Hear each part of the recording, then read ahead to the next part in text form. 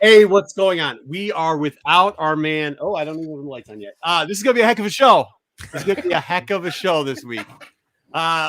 We are without our man Jedi Johnson. Unfortunately, he can't join us, but we're gonna have plenty of guests. It's gonna be crazy. We're gonna show you lots of footage. We are gonna do a card breaking at one point. We also are. I don't know what we're gonna do. We have so much stuff. We got a list of Santikas and whatever first appearances. We got a whole big show. Pete hit the intro. And then we'll try to do a better job of introducing people. Go ahead.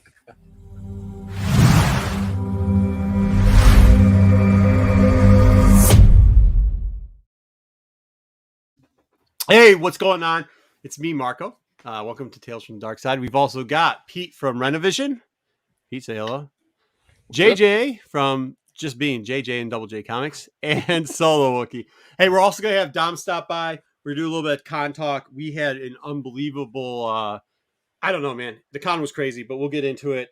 We've got some cool stuff for pickups. We'll be doing in a little. Are we doing pickups first or afterwards? We're doing news and then pickups. News and then pickups. Cool. Then we'll do that. Some of the stuff I got at the con, some stuff whoever else has pickups. We're gonna have a long show. I'm gonna try not to pass out. Yeah, that's it. All right, let's get into our first segment. Let's get into news real quickly. Oh wait, first off, Ed, hi for the algorithm. Stick, good to see you, Jeffrey. I'm going to say hi to everybody eventually. Chad Cave, what's going on? What is going on? GT Key Comics. Oh, we also might have one of the co-owners of the channel of Tales show up too. McClay might show up. Ronnie, what's going on? Whew, Sacred Jedi text. Cool. Hey, and appreciate everybody I saw at the cons. Sorry for the people I didn't miss, and we'll get some good tips later on and maybe how to get that handled. But let's go and start it off with news. News? All right. Here we go.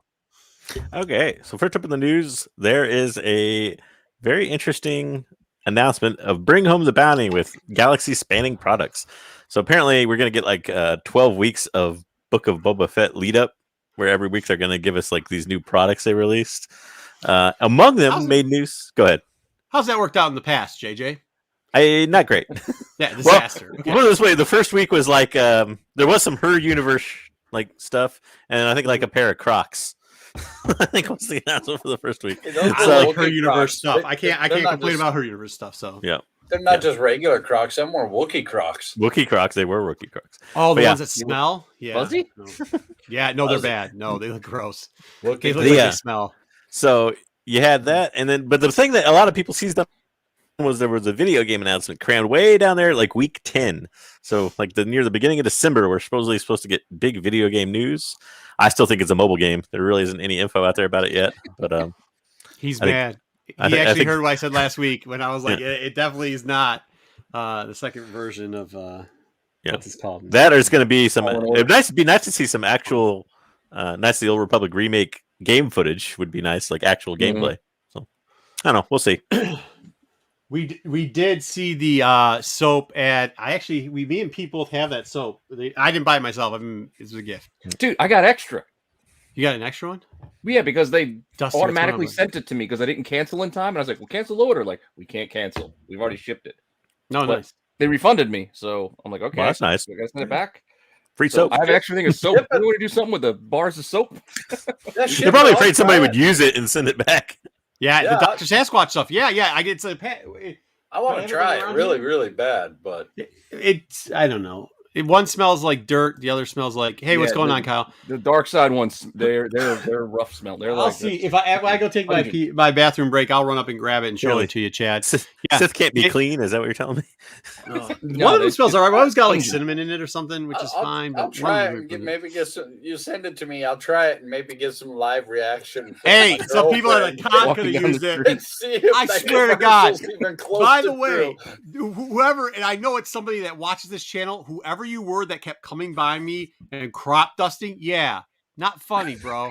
Not funny. And yes, I'm that loud that I yell it out at the con. I know what you're doing. Stop doing it. So, hey, Dusty, is Jedi over there with you?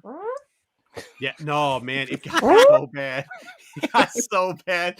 And then, and the best part was like I was standing at a booth that I was helping my buddy at his booth on a corner, and it was by the food thing. So whoever was doing it was walking by like the food line and crop dusting the food line, coming back. Do it again. Come back, dude. I was like, maybe they were hungry. They were trying to clear They were the not line so they could hungry. get some food. And we got cameras, so we know who you are. Chemical warfare. Dude, it's ridiculous. What's going on, Jeffrey? And Dave, what's going on? Dave's collections. All right, so Kylo in the chat. Next up. Next We're slide already for me. off the rails. Yeah, I'm sorry. That took 5 minutes to get off the rails. We're supposed to be. I was like, keep me on time, guys. All right, go ahead. Yeah. What's next? KJ? This one's for the kiddos. Apparently, there Yes. on the Star Wars Kids YouTube, there is a new series that's going to be launching called Galaxy of Creatures. So I guess it's like one of those like at the zoo type features, but Star Wars animated. Yeah. Looks good. It looked interesting. So Friendly, you got your kiddos, and it's free. It's free on YouTube. So. friendly rancors and friendly wampas. Yep. Yeah, dude. Yeah, Ed. Was it you, Ed? If it's you, I know what you look like now. All right.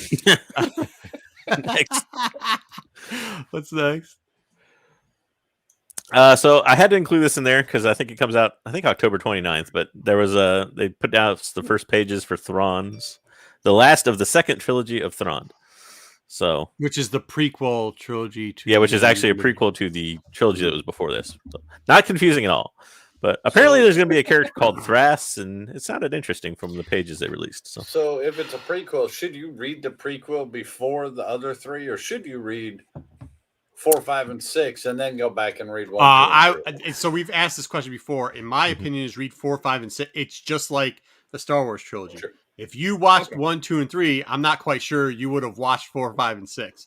So read 4, 5, and 6, and then 1, 2, and 3 is added onto it. It's just an add-on, right? JJ, 1 and 2 at least so far has 1, 2, and 3 were the main ones about Thrawn, and then 4, 5, and 6 are the prequel ones. Yes, Yeah. but, Well, but he's it's saying, not, like, he's talking about time-wise. Oh, yeah. Yeah, the first 3 that came out are actually would be, if you're reading these in order, the third, time-wise, the third book is in the second. 1. Yeah, and the last is going to be number 3. Time-wise, the last 3 books, especially the 5th book, it's got Thrawn in there, but it's not really about Thrawn. It's more about the Chiss. Yeah. It's like a lot of history. The first 3 are more interesting. Put it that way. Anyways, Ed, I might be coming down to see you soon. By the way, the you first guys have 3, the con 4, 5, going on and November. 6. I think. yes. Do not do it chronologically. Just the first 3 books that came out from the Thrawn trilogy, the first Thrawn trilogy, read those first. Then the second one, which are the prequel to it, read those next. And the third one after that. We got when Jedi's back on the show, I'll draw up a timeline. So yeah, we'll figure it out. Hey Dom, what's going on, bud? Hey, what's going on? We're not gonna keep you on for the whole time. We do have in a little bit, probably after reviews, we'll go through some con stuff. So, all right. Okay. What's up next? Next.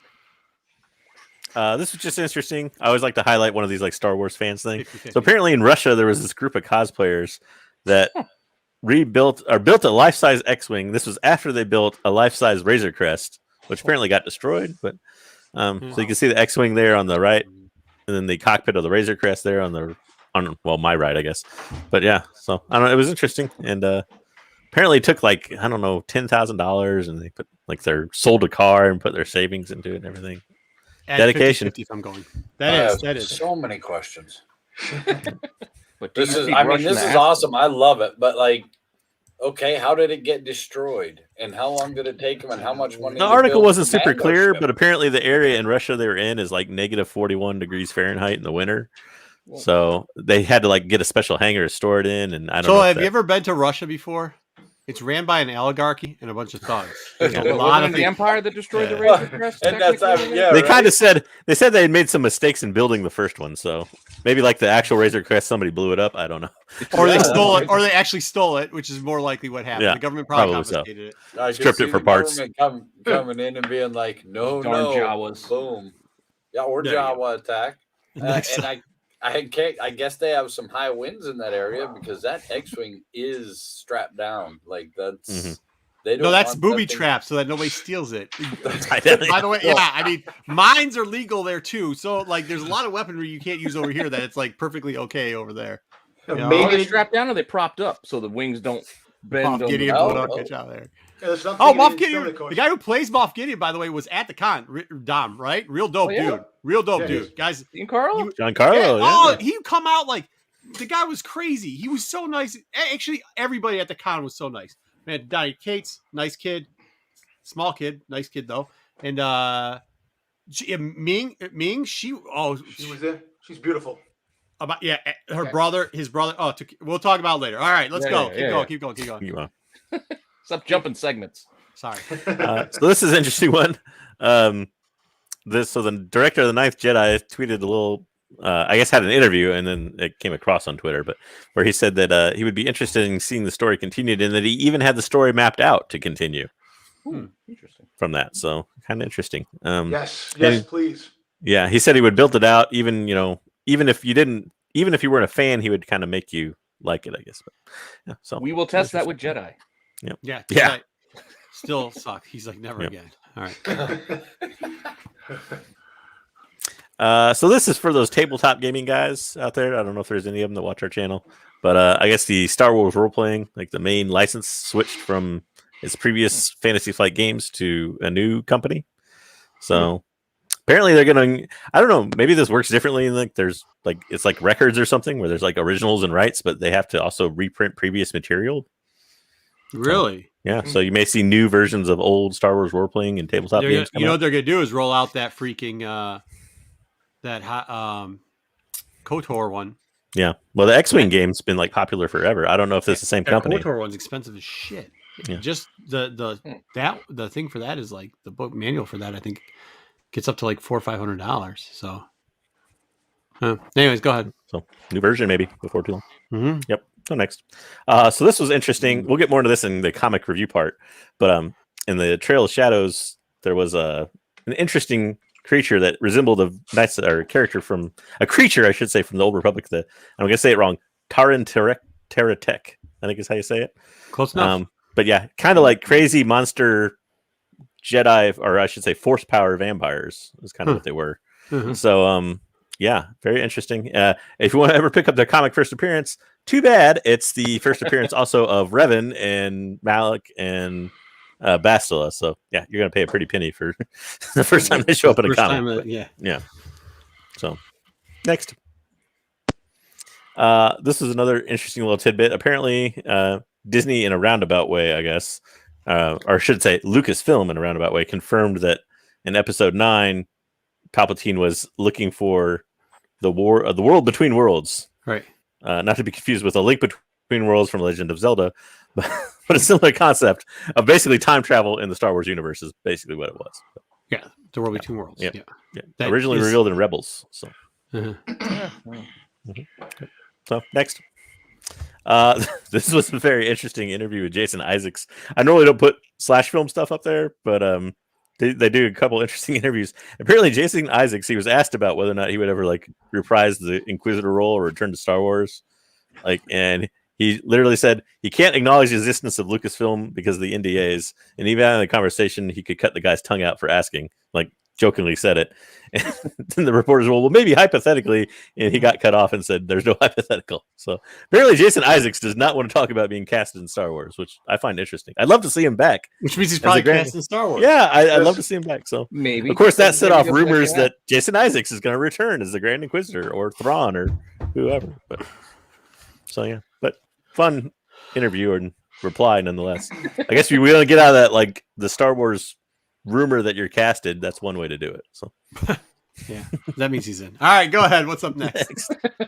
So this is kind of funny. I guess the Latin America account of Disney Plus on Twitter threw shade at the sequel trilogy.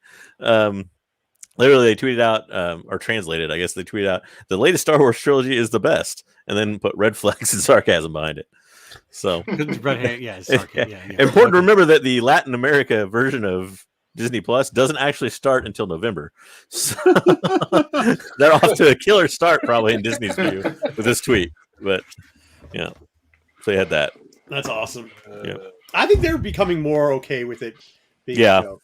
I think they understand. I don't think they'll ever actually retcon it. Everybody was like, "Oh, this could lead to a retcon." No, they're never retconning it. No, stop that. But get out of here. They're willing to admit that. Get the jabs in every now and then. I think. You want to know why? Because this is why they don't care anymore, and they start doing it. Like the Christmas specials back. If they really gave two craps and thought it, because that was a laughing stock for the longest time. So no, I think they're good.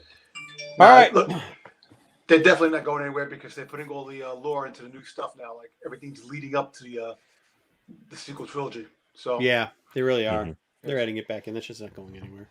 All right, let's get to comic reviews. We'll fly through it as quickly as possible. Oh, you got pickups. Oh, pickups. That's right. Oh, good. Dom, do you have pickups? Sweet pickups? Yes, I do. Let Dom's me got go pickups. get. Hold on. You go for. Who else has got pickups not from the con this weekend? I got not from the con pickups. I'll go real Okay, quick. JJ, con for non-con pickups. Let's go. $11. Picked up both these. Oh, nice. The Mark Brooks. I know it's the Phasma series, but you know. No, who cares? Got, You know what? Maybe they'll do a real 1 in 200. This guy is. I thought it was a 1 in 100 when I bought it. That's a story they need to retcon. Is the Captain Phasma one? Yeah, because they didn't go deep enough her into that. background story is a ripoff of Tarkin, and then they killed her off too early. So Yep. Yes, they did. Let's see. Next up, I put these on Instagram, but I figured I'd show them off anyways. hey, So I got Comic some- Cannon. I went premium on the John Boy Myers Boba Fett kit here, Oh. and got this guy, and also got Hey, these this guys here with it. All right. So while we do it too, I know we're not. Oh, those are cool. Wow. Yep. Comic Man Andy next week. He's going to make an appearance here. We're going to do some crossovers, and then on Rennavision, for all you Rennavision people, he's going to be coming on. We're going to do a big con special on Rennavision on Wednesday, just so you know. Nice. And then He's a good cat. for about Best. $10 a piece, I got some minty fresh Star Wars Oh, Insiders. Insider. yeah. Oh, Make nice. sure they're Oh. not minty Fresh. fresh while you're folding them. Now. Those. Where'd Well, you get those from? they're magazines. They're stiff. You eBay, you believe it or stole not. them kids Trapper Keeper or what? Yep. eBay. I just put them in there. I didn't have anything else to put. No, I hear And it. some are still polybagged. Check that out. Oh, that's Polybagged. nice. Wow. That's a good Still one. polybagged. Right there. And I'm sorry, you found these where? On eBay. eBay. Huh. The old Bay. Big A, little B. About $10 a piece. And not Maybe bad. later on some other show. Do an unboxing of this guy. I kind of forgot. We will. I next had a week. game. Yep. Had some GameStop credit, and I spent it on that, and forgot that that's what I spent it on. But yeah. Not to go back to con. That was really cool, though. There was two guys that got those and got them signed by both Ming and The helmet. Carlos. Yeah. It's nice. Yeah, it's cool. All right, Dom, go ahead. You're up. All We right, got cool, 45 in the chat, by the way. Thank you, everybody, for being here. Yeah. Comic Andy is... Comic Andy was on the news. He was on the He news, was. yeah. Very good. Yep. He was on the news. What channel was it, Comic Andy? Was it 4? Can't It was remember. 4. Yeah, It was yeah. 4. We were out there All right. in the editing truck with him. We were making him look good. There you go. That's cool. It's the beard. All right, ready? Yep. Bring it. So I got these. The Oh, prototype nice. fits, Oh, rainbows.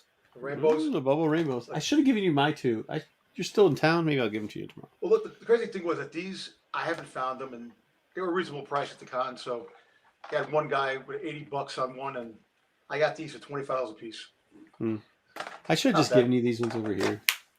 No Yeah. problem. This is pretty cool.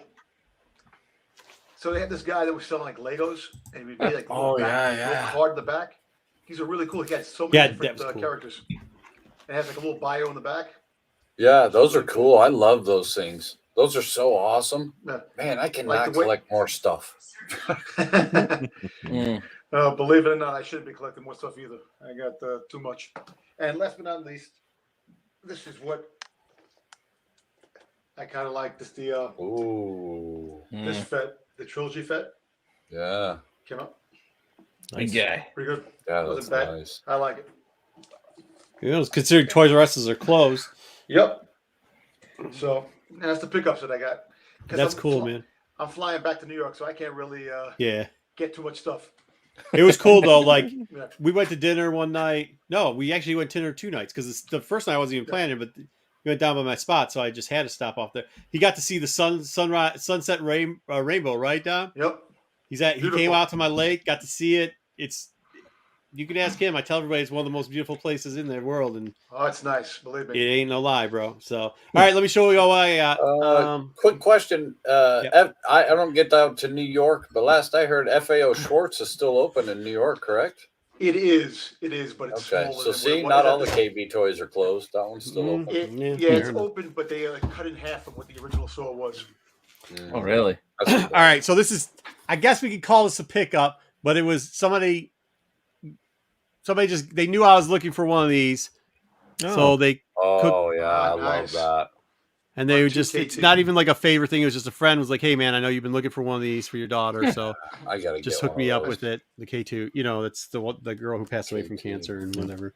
And Whatever, I should have said that. Then I got one of these. I just picked one of these up because there were these in the droids. And I like these. I actually was going to buy it for Dom, but he said you already had one. So I was like, oh, well, whatever. I'll keep it. Thank you. Yeah, you're welcome.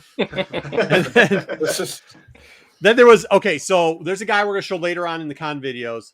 And this guy got this box first. I'm really mad at him, but I still love him. And he got 3 Heir to the Empires. 2 of them were newsstands for $1 a piece out of this box. This is why I pulled out of the box for $1 a piece. Nothing as great, but I got a Shadow. Then nice.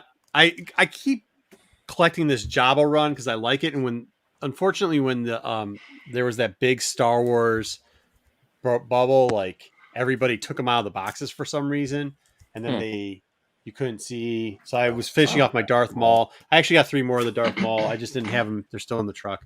The other thing I didn't pay. Oh, and then I picked this up out of there. Nice. Then me and Dom found this place that was just selling 50-cent and $1 stuff. That was kind of cool. So I got some of the new stuff. I got a couple of these, a couple of those. I always get this one because of the first row in it. You know what I mean? I hadn't seen them in a while. And he was saying they were pulling all their stuff. They pretty much took out all their stuff that they had gotten from Penguin and thrown it into a box because they considered it all damaged. And like, it wasn't all damaged. So there was good stuff. Yeah, there was good stuff in there. And then there was good silver stuff in their other boxes for $1. It was just crazy. It was crazy. I did get Heir to the Empire 4. Oh. Nice. Yep, for $1. First Mara Jade cover. Yep. Yeah. For $1. Newsy, which is nicey. So not that I care, but that's why I bought it for $1, to be honest with you. And then I got 2 books. I got they gave me a deal on this too. I always keep picking these ones up. Oh man, I know. He had 4 of them. No. So he had 4 of them, and B. Smith comes up and just like he hit me in the back, and I was like, no, let me explain to you. I don't have one newsy with the red because there's different print colors, right? There's the orange one, then there's the darker yellow with the orange. There's the lighter red and the other red because of regional printing on it. And then after that, they're like, well, which one don't you have? And news. And I said, I don't have the darker red with the lighter yellow. And so I got whatever. Okay. So got that. Book. You should always pick that book up, no matter how many of those you have. That's just a solid book to pick up. I even got the 2 different especially witness. In high grade. Yeah. So, and that thing is clean as shit. So, and then I got this. And this, we're going to show you when we're doing the stuff on Rennavision, we're covering it. The guy who got these, the guy who helped, because this is a variant, but what he tells us the whole story behind it, everything about it. It's really cool.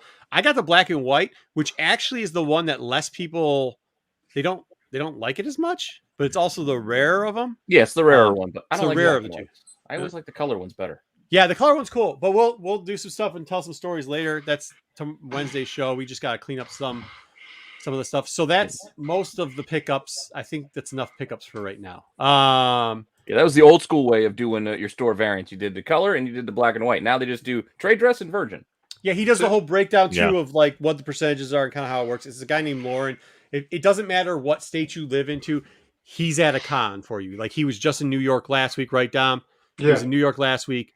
I think he's probably going to do the mini San Diego. I can't remember whatever he says. He says it in the thing when it's listed. But there you go. So that's something about Baltimore. He's probably he's being in Baltimore next week. Yep, he'll be in Baltimore next week, and then there's gonna be a lot. I don't know how the guys are gonna do it because honestly, I think we are all exhausted. Unfortunately for Andy, we were supposed to take Andy out with a bunch of us last night, and Don knows this too. Like none of the dealer guys. We didn't make it out. Like. None of us made it out. It was either you were ordering food service or you were sleeping. So it was that busy of a con. It was amazing. But it's also a really tough season. What's up next? Oh, comic reviews. Let me get into them. I'm sorry for everybody watching. We got 46. It's nice, but I'm all over the place. We will fly through comic reviews real quickly because we got a couple new books, right? And we have a creepy ass Anakin. Huh? Oh, the Damien one? Yeah, the Damien. Yeah. All right. Yeah. Yeah, he says you can put up his comment, Andy's. It was crazy. Well, that was it. Like, thank God I exchanged phone numbers with him and a couple other people because Don will attest it. I was all over the place. They were, yeah. Oh, and then it was, wasn't it, what's the thing with the rip off of Valentine's Day? That was going on too. Oh, Swedish Day? Swedish? Yeah. Okay, we're sharing. What was that? Swedish Day? It's a Midwest thing. It's like a okay. rip-off That's of, why I don't know what it is. What the hell is it? It's like You're not missing anything. Yeah, it's like Valentine's Day, but instead of just being about chicks, it's supposed to be now Valentine's Day for both, but it was originally supposed to be for everybody. So instead of buying cards, you're just supposed to take your boyfriend or your husband out. Well, I don't know much about the Swedish, but their flag is a big plus.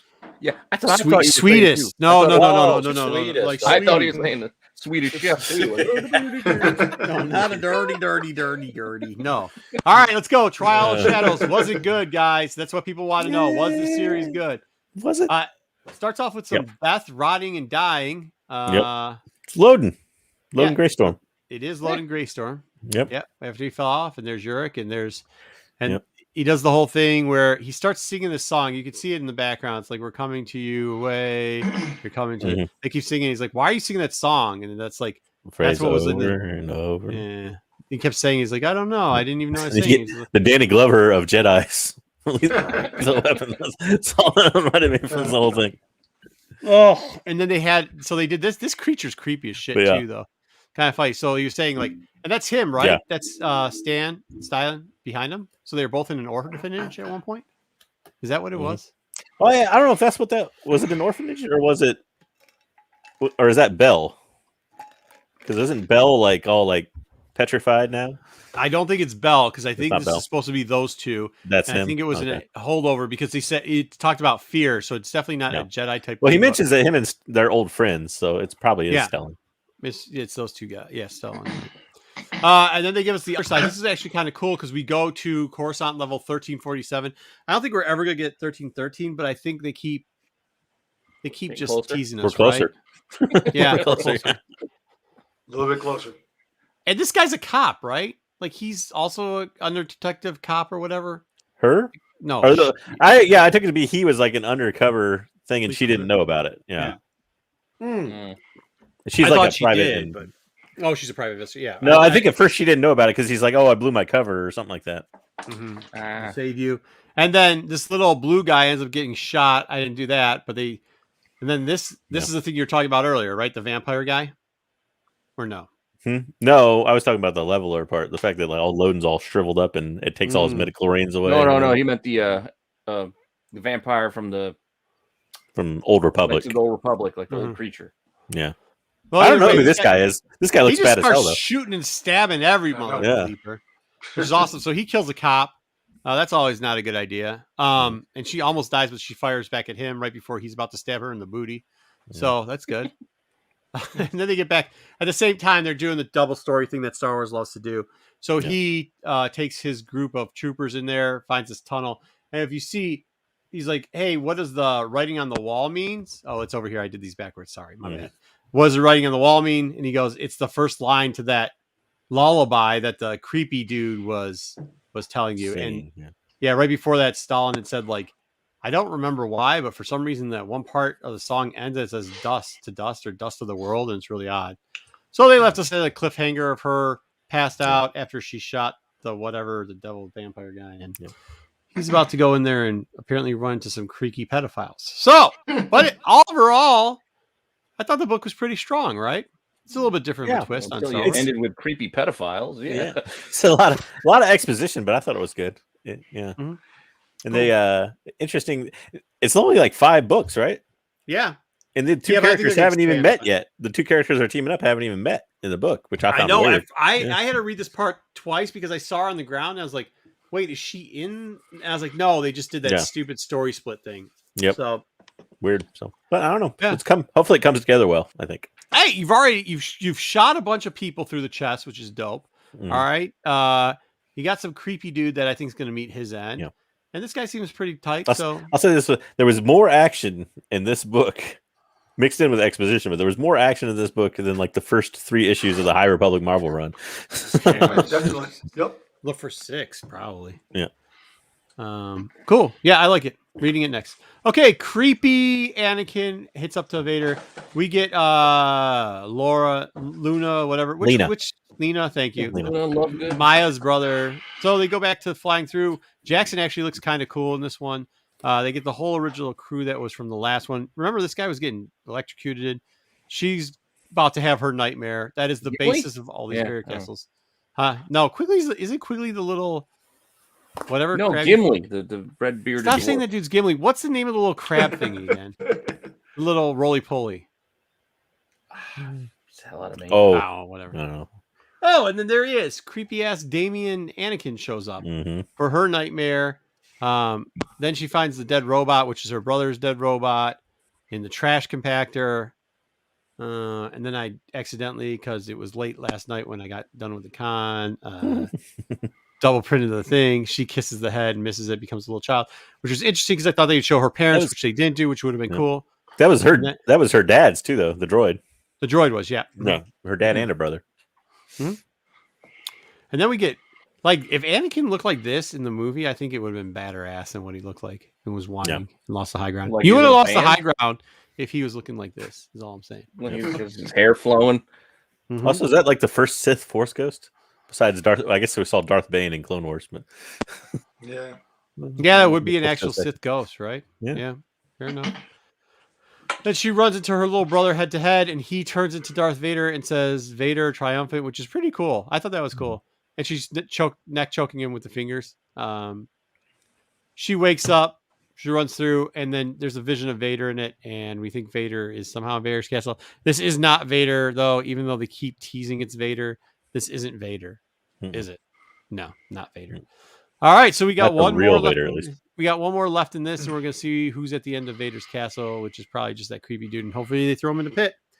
But once again, I thought this was good. This is actually a good storyline, but we are fans of Scott, so we're biased. All right. Yep. Afra, we thought that this cover was cool because I could get signed. I had brought it for nobody to sign in particular. And guess what? Couldn't get signed. You want to know why? Because Boss was cool, but they made it look worse. What the? They filled in all that space that Pete and I were complaining about. With a bio. Yeah, with a lot of text. So which one would you rather have now, guys? Which one would you rather have? This the one with the text? Space? What? It still looks better. Boo. No way. Boo, no shot. No, because now I feel like the one with the text, I feel like the cover got ripped off. And it's like, this is That's true. It does look like just a page or something. Which is supposed to be like a page out of a handbook, right? Is what it's supposed to look like. Mm-hmm. Yeah, the page of the handbook, the info handbook. Well, that's Marvel's new variant covers because it did it with a new way to waste people's money. Let's give them action figures. We'll give them this title card. We're going to give them. What else can we do? Well, nothing. The only cover looked good was the A cover this week anyway. So there you go. We'll do some diagnostics of their ships. Maybe we'll do some topographical maps of some. What I don't get is like, so when they list those in like previews, why the heck can't they tell you that that's what's there, or like the border of the Sprouse covers for the 50th because they know if somebody saw this, nobody would buy it. Yes, nobody would order this bullshit if they knew what it looked like. Come on, dude. I mean, there'd be two people. There's one kid that I know for sure would have ordered. And there's the question. If I'm too harsh on my reviews. Why make it? If your problem is like nobody's going to order it if they see it, then don't make it. Fair enough. This is also a key book to not have Jedi on because we know he complains after every time we see an appearance of Our Lady here, Death Sticks, that she never does anything besides be on one panel and say two words. She starts off that way. Then she's actually in a whole nother book where I don't know why she didn't cut Afra's face open, but she's pretty close. But Santa and you comes in. Oh, did I show this? Yeah, Lucky's over there. Cool. Come in and blow away the blasters. Remember, this is girlfriend, boyfriend, ex-boyfriend, ex-girlfriend, ex-girlfriend, ex-boyfriend. If you think the Star Wars timeline is confusing, try to figure out Dr. Afra's relationships. That's a whole nother one. Get your Venn diagram ready. Yep. So here we go. She finds an artifact, which is cool because they're getting back to her actually finding and using artifacts, which I've said, the last couple books that she has done, they really turned the corner in this arc, right? They brought it back to what made her great. And this is kind of the action part, and the actual finding artifacts has kind of made her great. She grabs, what is this? The horn of whatever it was. Gondor. Yeah, sure. She ends up getting the power from the Horde of the Gondor. And then this was cool, man. I mean, the nosebleed kind of sucked, but she looks badass there. Remember early on. You gotta have some damage. It's a human body. You gotta say. Yeah. But remember early on in this run, we were making fun of how bad they were drawing her. And whoever's doing this arc now, they've really started to do a good job. So she said, "Hey, I was gonna make her so we get more of the thing there," and then she does. She starts making Deathstick stab herself, which is interesting. And Deathsticks has a sweet side crew, by the way. There are a bunch of badasses that are walking around with except for them, they stabbed themselves. That kind of sucked. She's going crazy. This thing's taking her over because it somehow is tech, but also magic. She said, "Well, not magic. You know what I mean? The Force." She did say magic, not me, but what? Star Wars magic. Yeah, and then they did this back end Deathsticks here, where is she alive or dead? Even though all her goons are dead, she's not dead. I wish she would have gone to Dathmir though. Then we have the showdown: boyfriend and ex-boyfriend versus girlfriend and ex-husband and whatever. So there you go. They tell each other, and also ex-girlfriend, but now current girlfriend, and ex-girlfriend, but now current girlfriend. Yeah. So they have a standoff of who's gonna get the ships. Afro throws the bomb up, Ben gets away, and as they get away, she talks about how it was a tech piece, but the Force was part of it, and blah blah blah blah. Either cooler part, they grabbed the necklace, and when she grabbed the necklace, she went in there.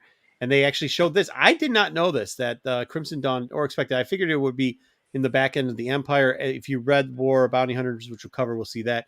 But Crimson Dawn now is even in the Republic.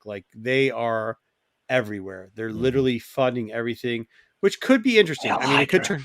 Yeah. It could turn into that, or it could turn into a Canto Bite situation. We'll just see how it plays out. Hopefully it's not the Canto Bite. I didn't really have a problem. Are you back on reading this book? Yeah, dude, I am. 2 issue goes, you were out of it. Well, no, 3 issue. Literally, they were listening because the issue I said, you come out with one more piece of crap issue. That's it. I'm done. And the next issue, like I said, they really turned the. I think it's better now. It's better. It's better. I think it's. I think this is one of the best. I almost wonder if the writers and the artists, when they had to do those tie-in issues so closely like that, where they were almost copying it. I almost wonder if they just weren't I'm not into this and half-assed it. Mailing it in. Yeah, maybe. This was this is a tied into War, but at the same time, but it's still a story. It's not a repeat. It's like watching a repeat on TV or something before. I would say they're probably getting ready to plan out what they're going to do next, so now they have a little more leeway to. All right. I would say the Darth Vader, the Afro Darth Vader, where she she's trying to get out of his grasp arc, and the father arc are probably on par with this right now so far. If not, this is as good, if not better, to be honest with you. I know that's a bold statement, and somebody's going to boo me, but you booed me anyway, so who cares? So, but yeah, I don't know if you guys agree with that, but that's what I think. At least I miss most Dark Horse Star Wars. I miss most of it, not all of it. There's some things were terrible. Oh, in Dark Horse, there's a ton of stuff that's terrible, but it's great. It's good, terrible. Splinter of the Mind's Eye. Okay, so War of the Bounty Hunter. No, I was talking about Afra when she, the arc that she had where she was trying to get away from Darth Vader. She knew Darth Vader was going to try to kill her. I always thought that was a good arc, and I also thought the arc where she talks about her dad and does the backstory of the college was a good arc. So I just think that's on that part of an arc. All right, War of Bounty Hunters. Once again, the bubble book doesn't look like that, but I didn't pull up what it's supposed to look like because it's trash. You want to do all the text? No, that's all right. We get back in here. They're still trying to capture Han Solo. He's still on an Emperor transport going towards a Star Destroyer. Interesting enough, in the background, you start hearing everybody get in for... Well, we didn't get that yet. So, Jabba saying, don't think it's a good idea attacking that to our man Buku with the big arms, but he doesn't care. Vader doesn't care about anything that's going on. He's just missing Luke Skywalker with shots left and right all over the place. I don't understand why. But he does threaten to choke somebody. Boba and Valance are best friends. Then, all of a sudden... Buku gets a call in on his AT&T customer service headset. Okay, cool. I didn't know he was such a gamer. So he gets on there and he's talking on his gaming headset and gets a call, and at the end of it says, "Don't knock the gaming headsets." I mean, no, I game too. So, I thought at first I was gonna make a gaming joke about it, but then I was like, "Oh no, those even look like telecommunication headsets." So either way. At the end, the call gives them the information on how to get to the ship or whatever, but says awake the dawn. So that was kind of interesting. And at the same point, Leia, Lando, Chewie, and the rest of the Falcon gets the same thing. and it's by an Imperial soldier. Now we know because we read Alpha first that the Crimson Dawn is doing this as a Wait the Dawn there too. Like pretty much everybody got that message, so we knew what it was. Boba decides instead of trying to attack the Star Destroyer, just land on it, then gets caught by a security droid. Valance saves him. And for saving him, Boba Fett throws a detonator right into Valance and blows his up, which was kind of interesting if you watched last week when we said, yep, he kills Valance, and we weren't talking about the book that we were looking at. We were talking about a different book. But either way, everybody else comes on, starts fighting. They try to get Han back, except for Han blows out the window. They used every type of art that they used in all, like they must have used the artist for every single tie-in book, because the art kept changing throughout this. And did you guys notice that? The art kept changing throughout the entire book. Yeah. I hate when they hodgepodge things together like that too. Yeah. But I will say the Boba Fett stuff was really well done. Boba somehow shoots it with his spear and wraps it around, which is not how that's supposed to work. But whatever. And then ends up pulling him out of the water. In the meantime, Vader comes in, and it was all a setup with Buku, and just kills all the Hutts, except for Jabba. Except for one. Yeah. The one that he said he was trying to kill. In the meantime, we get our girl, Han's ex-girlfriend, Kira. What's her name again? Kira. Mm-hmm. Yep, and she tells about how they lost some people, how some people got blown up, how somebody stabbed them in the back, but it's okay, how the Hutts are all dead, which I think they're all dead, but who knows if they are or not, but they're going to go into the future. We do see there, Death Sticks is not dead. I don't know if that's a miss-up or whatever, but she's still alive in the background, so I assume she went to Dathomir and got healed by all the witches that are dead over there. Nobody ever really dies in Star Wars. No. So there we go. Did Valance give the thumbs up when he died? Did he give the Terminator thumbs up as he was slowly passing? Look at his ears falling off. That's awesome. That last shot's total setup too for Crimson Reign coming out soon. So yeah, it is. All the characters are there. The girl next to Death Six is a girl from the new mobile game that's coming out. She's one of the characters in the mobile game. Sweet. That's the first appearance in comics. Awesome. There you go. Look at that. We had another first appearance to us. Thank you, Dom. I like pointing it. What is this? The first appearance of Mini-Me Kylo Ren, or? Yeah, there's a couple of characters that have no names to them. The mini guy back there, the guy with the horns back there. The guy with the horns and the hair, long hair. Yeah. I don't actually think that's a Ren. I think that's something else. The Twi'lek right there, back there. These two characters up here are new.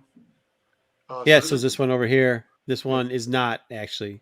No, she appeared someplace else. All right, so he's new. Oh. Yeah. All right, and then the last page, real quickly, it's Boba telling Jabba, "You're an idiot, and you put a bounty on me." I actually think this would have made a cool. I don't know why they didn't do this as a cover. If you just did this, the text bigger. If you get all this stuff off the bottom, just do a Boba Fett with this and erase. Well, it was a really good. Second printing, maybe. Yeah, you can't second print this shit. This is overproduced. No, it would have been cool if they did it as a first print, though. You think they can't second print it, but they can. They can. They can. Don't worry. We'll get the J.J. Abrams lens flare cover. All right. Next week, we get the last part of Ghost of Vader's Castle. It's going to be the end. We get this, which is going to remember the story of this little frog dog thing from Jabba, which would be kind of fun. Frog dog? Well, it's a frog pet. I don't know what it is. It's like a swamp frog dog. Yeah. It's like a frog dog. Unlike the other pet that he has in the movie, it's a different pet. Well, we might see if there's another. We might see if the two Rancors hang out with each other.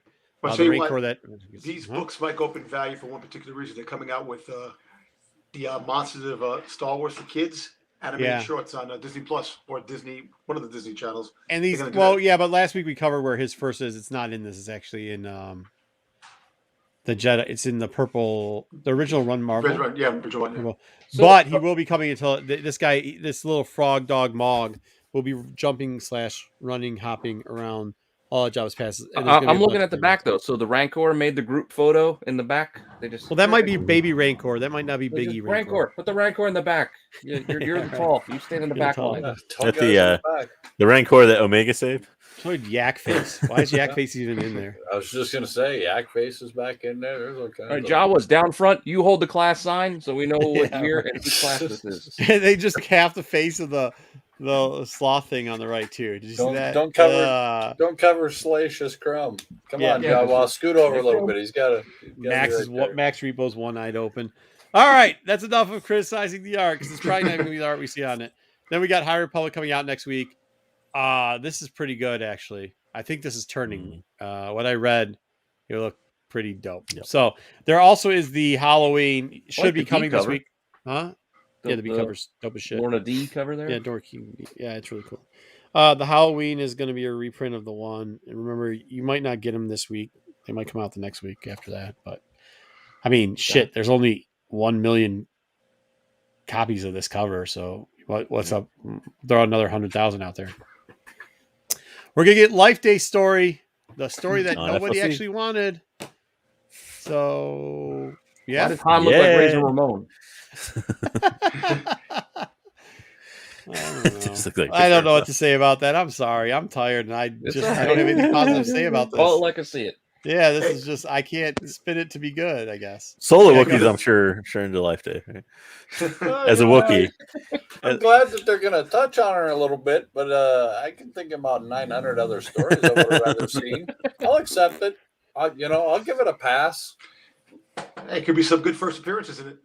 Yeah. So this is the day after Life Day, dry cleaner day, because all these Wookiees got to get all their hairs taken out of their robes. I'm gonna hold on to this for a little bit till we do our thing where we get Ruben on over the holidays and review the movies. Do remember this, Mr. I'm Stick for Canon also forgot that Han shot first. So well, I mean, this could help iron out some of that holiday special. This could Frog Dog maybe kind of make some of that holiday There's special. no way no shot. Nope, we're not. Nope. All right, that's enough of that. I tried. This is, by the way, we are going. What time is it? Because is it 45 minutes? We are. It is. Speeding. Oh, dang it, we're behind. But we were speeding through it. Darth Vader FOC coming up too. Oh, that's cool. I actually like that cover. But it's the last one of the crossover, right? Yes. This is the last book in a crossover that Vader, they just finished. They just gave us the ending, and then they're gonna still whatever. Yeah, it's like but you didn't see the ending of Vader's part of it. Exactly. You mean when he killed all the Hutts? Oh, that's a good point. Yeah. Good point. You didn't see it play out. We'll put it that way. Also, Temple Peaks coming up on FOC. Yep. Last issue. Last issue. And that's all we got for you on comic reviews. So there we go. Cool. T-Jones says Life Day was pushed back. Oh, was it? It was. I thought it was on FOC this week. But hey, that is on. I did not do. Sorry, guys. I didn't have time to do the FOC this week. That was not on me. So T-Jones, what's going on? It was pushed back. Cool. Or was it pushed back to now? I don't know. Well, it doesn't matter. No. I looked at the FOC earlier this week. It was still on there, I thought. But I'd rather see Death Day. Okay, what's next? Or are we going to do the? We got the graphs. We're going to do the graphs real quick. Let's do the first appearance with graphs and the. I'll be fast. This is something we were going to do a little bit ago. Steve Horn, what's going on, brother? This is something we were going to do a little bit ago. He's been down to the lake too. Dom, he's just like you. Everybody loves them when they come out here. All right, let's go. Yep. So real quick, we're just going to go over the graphs and the Santikas.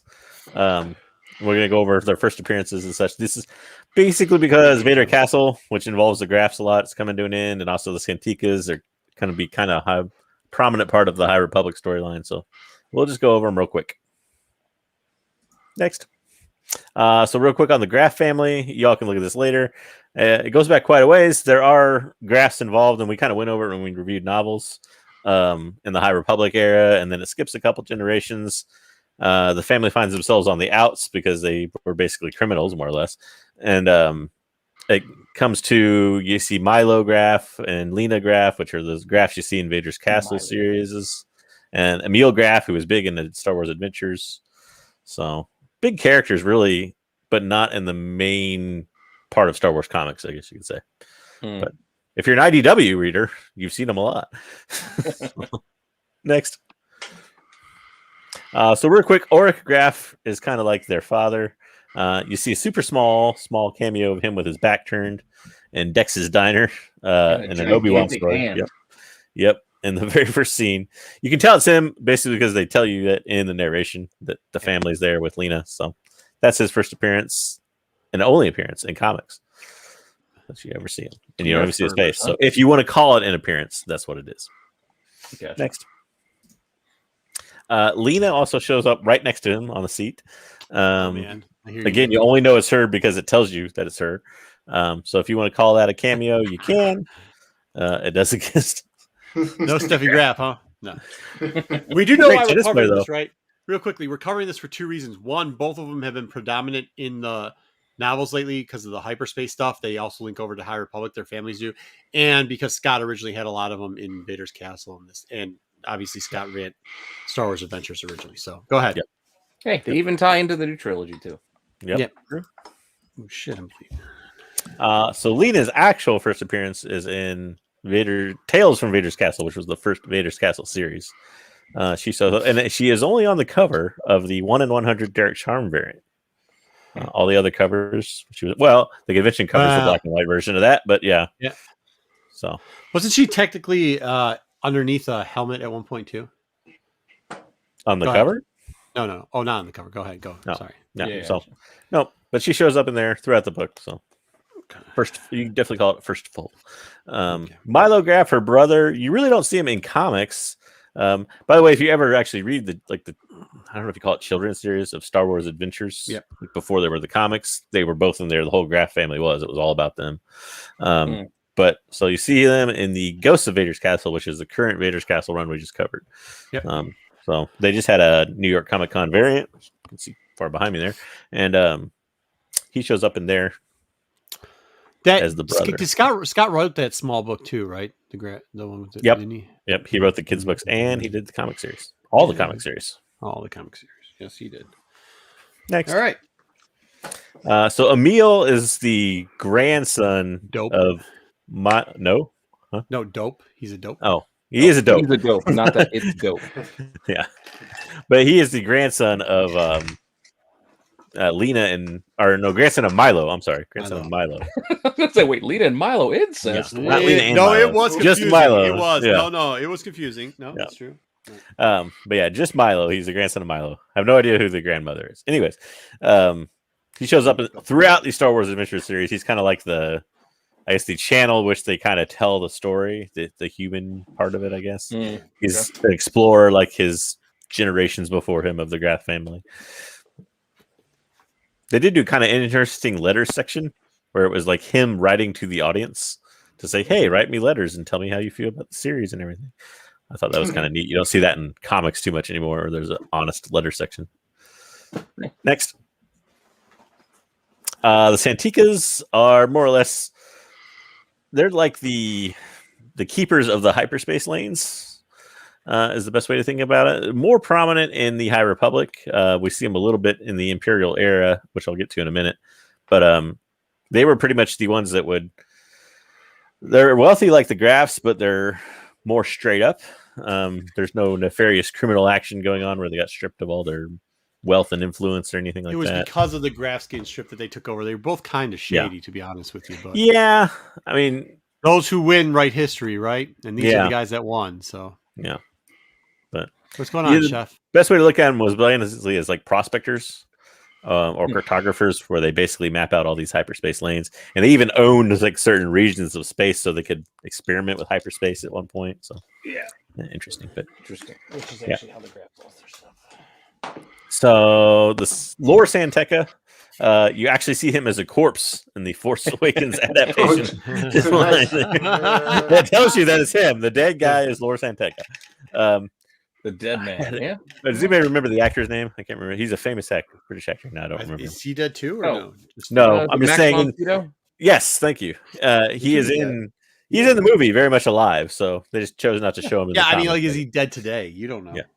I don't know. Yeah, I don't think so, but who knows? But he's in there. Next. So he does show up in a full appearance throughout the comic, and starting with Poe Dameron, number 20. He's actually in there for like 10 issues. He plays a pretty prominent role of. It's kind of telling the story of how he got the map to Luke Skywalker, because he's the one that gave it to Poe for the whole Force Awakens and our lovely J.J. Abrams story. To me, she's royalty. Yeah. Yep. Next. And this is the interesting one because we haven't seen too much on it yet, but she's pretty influential, although she is technically dead with the last novel they wrote. But Mari Santeca, who is basically the one that is determining all the paths for the Eye of the Nile. So basically, she tells Ro all the secrets of the hyperspace pass. Not necessarily willingly. She was basically kidnapped when she was a child. Is that right? Yes, she was. Yeah, she was kidding. Well, so that's kind of shady too, because we don't know if the Santikas had something to do with it because of the jealousy of it, and they weren't supposed to get out. I guess you don't know exactly how she ends up with the Nile, but she's missing. I don't know if it's like a Charles Lindbergh missing, but nobody was looking for her though. Did they sell her off? Did they just? Mm-hmm. But she ends up with the Nihil and basically feeds them all the information, and that's how they're able to do stuff like the what was the ship that they destroyed in hyperspace, and they can open close. They do all the jumps. Yeah. All the short jumps and stuff. I can't remember what it's called now. She's kind of like a Skywalker from the Thrawn trilogy. Pretty much is what she is. She can do pass. Cool. Next. All right. I think that's it. That's it. Perfect. All right. What do we have next? Con stuff. Good. Con.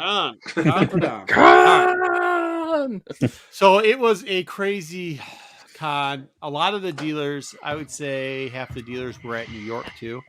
And they were a little nervous. You could tell everybody was a little nervous because they're like, maybe the pass. Mm-hmm. Hey, Brian. It didn't go. I don't think New York went quite as well as people had hoped. Dom was kind of right. Dom was in New York too. Dom, what do you think of the difference between New York and Detroit? Well, the difference between New York and Detroit right off the bat, the energy and the excitement. People felt they weren't pressured to be there. They felt that it was just having fun and doing what they wanted to do. And we do have a mask mandate. We don't have a car mandate, but we do have a mask mandate, and there actually were rules we have followed. The aisles were 1.5 times bigger, so 2.5 times what they were in 2019. There wasn't as many comic book vendors as there has been in the past. Actually, there's a lot of big internet, like Reese's wasn't there, who usually comes. Big Ben, one of the biggest ones in the areas, weren't there. I was actually going to take Andy to Big Ben's, and we ran out of time because the con was so ridiculously hyped. And so much stuff was selling there, too. Yes, it was. Well, we actually did interviews with dealers every single day, just to a couple different ones, because we got a lot of friends that are out there. And they would be honest with us and tell us what was selling, how it was selling. And we're going to show all that video on Rennavision on Wednesday. But there wasn't a dealer out there. I'll say this. If you were a dealer and you didn't make money, and I mean a lot of money this weekend in Detroit, you should probably just have somebody buy you out because you're not doing what you should be doing. It's that simple. Because everybody was. It was guys, out of town guys. I said this earlier. Their trucks were empty, and you're like, "What do you mean their trucks?" What something like, "What does that mean?" And I was like, "Their trucks were empty. Like there was nothing to set up on Sunday. There was holes in walls. There was just if you didn't want to sell, you didn't want to sell." And it wasn't like people. The books were priced from New York. Like it wasn't like they were lowering the price or it was ridiculous from eBay. It was priced at market. A lot of this stuff, and it wasn't. Did they sell a lot in New York though? I heard that New York was. I mean, the numbers were definitely down in New York compared to normal. The dealer sales in New York were good. That's what I heard. Look, I can tell you one thing.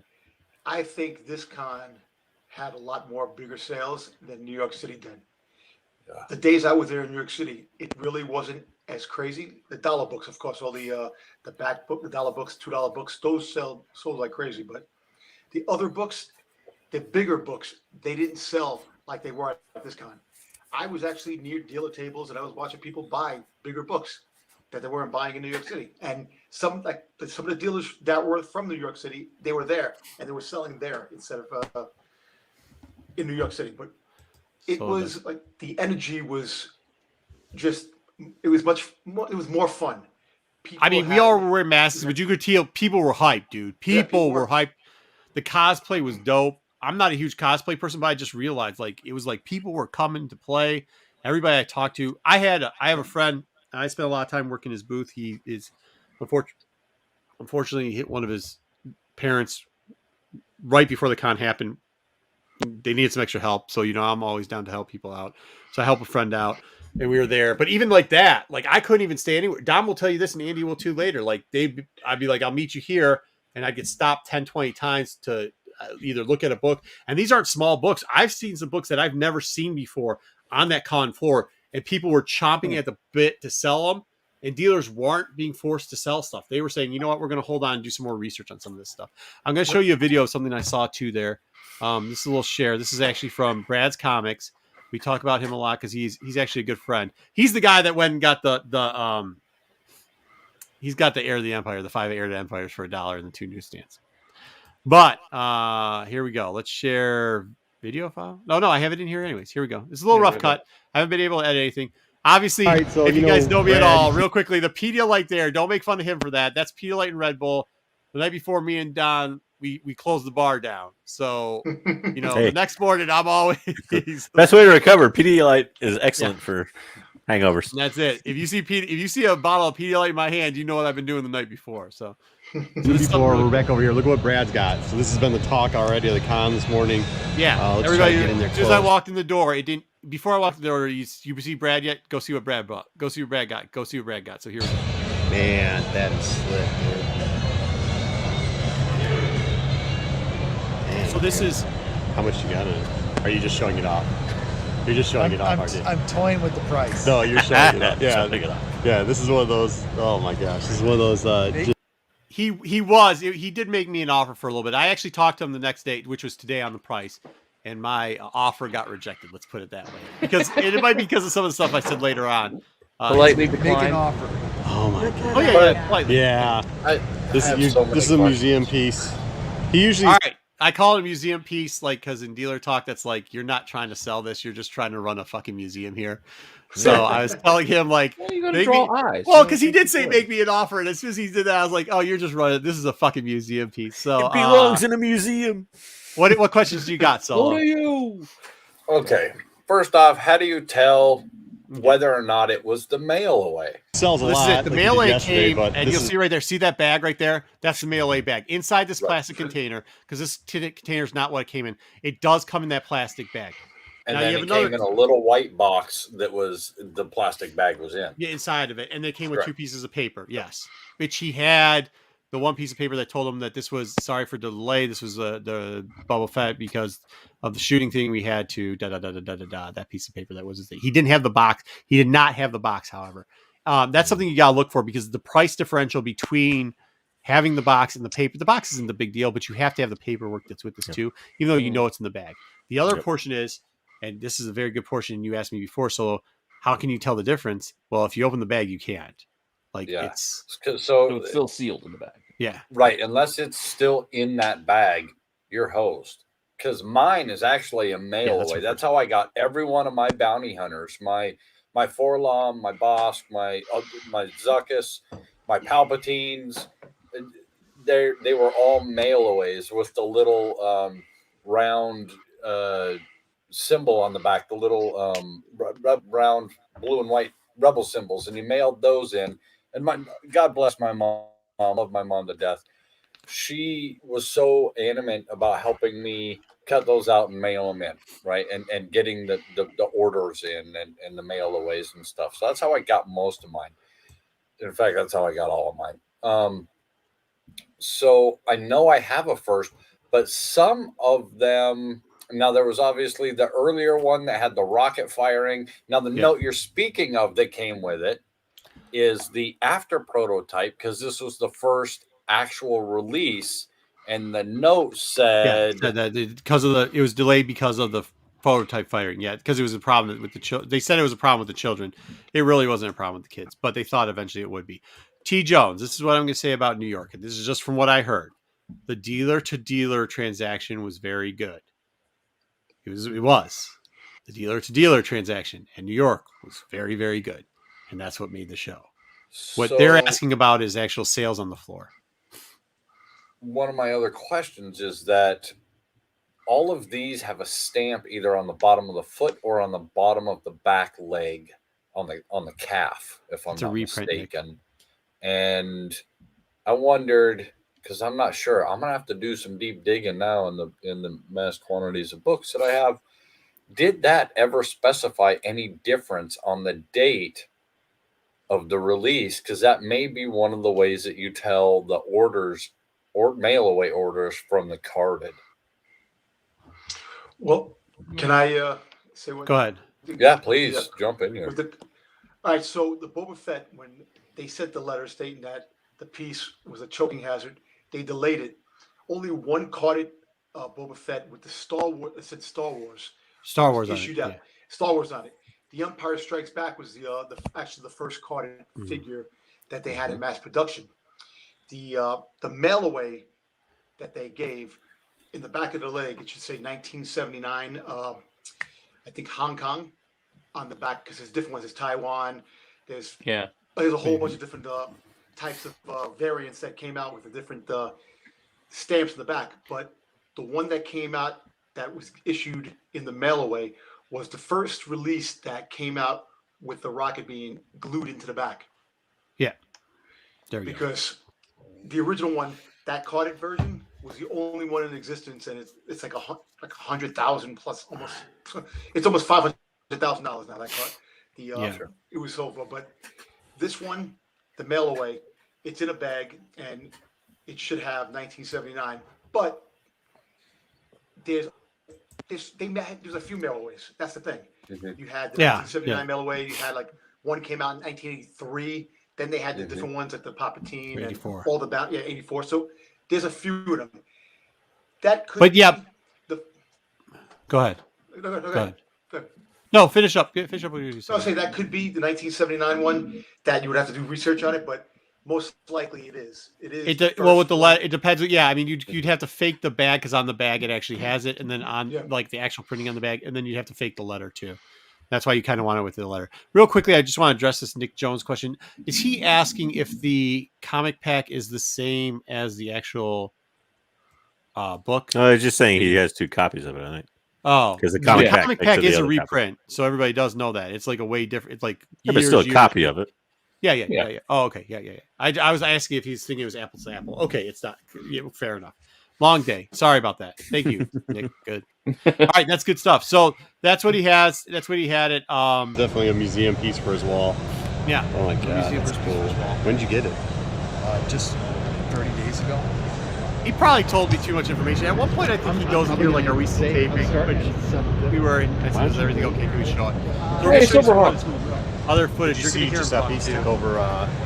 Giuseppe's just bought. I love that Galactus bottom right. That's the big deal with Giuseppe's. What were you selling? Anything you were selling in particular? So I told him right there, like, you shouldn't even take offers. You should grade it, which was the mistake of things to say, because today when I made an offer, he said, "I'll pass." And it was what I thought was decent, and he didn't think it was. But we're not, like a lot of people came up today and they were like, "I'm gonna make you an offer that's gonna offend you. Is that okay?" And it's like, well, if you know it's going to offend me, why would you make the fucking offer? But just make an offer. I'm going to say yes or no. You know what I mean? And most of the time, the guys that said that, I was like, yeah, you can go get fucked. That's not like one guy came up and said it. There's 2 items. Both were priced at $50. We had sold a bunch of them all weekend long. They're our last 2. No problem. Said, I'll make an offer that's offensive. And I thought it was going to be like $10 off of each one, which is not offensive, but pretty strong considering it's a popular item. And the guy went, "I'll give you 50 for both." And I was like, you can keep making these offers, but the answers will be no for the rest. And at one point, the guy who owns the booth came over and goes, "Listen, you can have $2 off total. Don't ask me again. Bye." So, like, if you say that, like, I'm going to offend you, you're already getting the person ready to get defensive. But, he's going to grade that. I did sell he'll be a champ. Big boys. What was probably one of your better books that you sold? 181. Did you guys hear that? He sold a 181. That was one. This first day. This is second day. It opened Friday. Graded? It was a half day. How much? 180. Graded 181. 2250. It was green. And it was missing a Marvel stamp too. It was purple label missing a Marvel stamp. 50 still? And it was still pretty expensive. And he sold it. And then he sold a. She got green label on that. I talked over it, but a TMNT1 third print. He also sold that for market. I got They took a non-story portion half page. And look what he started selling. You see this up here? Yeah, no Star Wars books. Universal Grade. I know. I didn't get his Star Wars stuff. I got in another video. Cat Scratch Freemer picture. I find it odd that he's got all those books, but he didn't have any Star Wars. He does. He did. Yeah. So it's the same guy. Okay. Yeah, it's the same guy. He did have Star Wars books. Remember, this is after day one. And day one, me and Dom talked to a lot of people. They weren't. he says, yeah, I'm always willing to work, and Brad is always willing to work. So I think a lot of people know him for that. But there's other dealers saying like people weren't asking, and they didn't know him that well, so they weren't even giving deals. They were selling it just for whatever the price was. It was a free First appearance, Vision 5. That Avengers right there. Nice. You get better at shooting stuff. Matt Vermillion in the chat had a good question of what good cons are left. Oh, I didn't know. Baltimore is next week, right? Baltimore is next week. There's a Carolina con that I hear is going to be really good on the 9th. I might be attending that one. I think it's going to be interesting what's going to happen in Baltimore this year. I know a lot of these dealers are going up there, but a lot of these dealers had sold really good stuff, but they're going to be happy. So make sure, and get them in their happy mood. So y'all know CGC is not there. Yeah. Oh wait, who said CGC wasn't going to be there like 6 months ago? CGC did. But everybody else when everybody else was like, oh, they're CGC said they weren't going to be there. They're not going to be there, guys. I talked to them. They're not there, and they weren't. I still get people that think they're going to be there. They're not going to be there. So don't take your books there to get graded, like on site. They weren't here either. They weren't here. They did your series with Donnie Cates, and they weren't here though. They weren't. They were still going. Are you going to Baltimore, Marco? No. I'm not. It's not worth it. For me, 2 reasons. For me, 1. I go to Baltimore when it used to be after New York because it was the end of the season and you could get really good deals on books. Number 2, on-site grading is worth it for me because we submit the limit every single time, and we have to call the insurance company to bring back those books every single time because they're that expensive. So like for me, on-site grading is worth it. This year, there's no on-site grading. I have just gone through a thing of, what is this? This is week number 6 of multiple cons every weekend. This one wasn't. I only went to one con for every day, but like I'm burnt out, bro. Like I don't know how these guys are going to make it, and they got to reload now. They don't have enough stock just to go there anymore. So they're either going to be really tired and cranky at Baltimore, or it's going to be like just get rid of the rest of the shit so we can sell it. That's cool. Are you selling a lot of like dollar books too, or is it? I know a lot of people were just like even in toys. A lot of toys were going like high toy. People asking for deals in particular, or are they pretty much just buying straight up? I would say the majority are asking for a deal. Yeah. You're giving them I'll always work with somebody as long as they're cool. Brad is one of the best people to work deals out of. He really knows like what his percentage is, and he's really good at it. So not even like I made a joke one time because I thought the guy was going to do it with a credit card because it was $235. This is Bill. I'm just looking at all the books. Like, 5 off, like, ha. And I guess you can't pick that up on, like, because mass. You can't. That Eternals 1? It's like, that's a great deal. Here we go. Yeah, this Eternals 1's next to the first game. I'm going to laugh. Somebody's like, I'll give you $5 off of 203. And he was like, nah, dude, good deal. Like, you took it, Jones. What's everybody asking for? Is there it used to be 50, but we would sit 4 people in the line, so it's 200 for us. Yeah. And you're not solving. And it was per submission, so it's 200. We do like the first thing 200 in, and after that, we'll probably submit another 50 or 60 books throughout the con. Glad I bought in on that one. That's nice. All right, I'm so mad I didn't take advantage of on-site later on. What was it, guys? Comic-Con in Philly. What's your next show? Right before the shutdown. I didn't know they were going to be there. 2 weeks. There was like no lines. Traverse City. So easy to get stuff.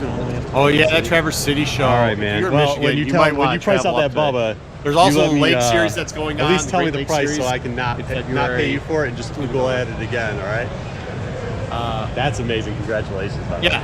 You'll see his booth the day before too. And yeah, that's my Skechers. I wear Skechers.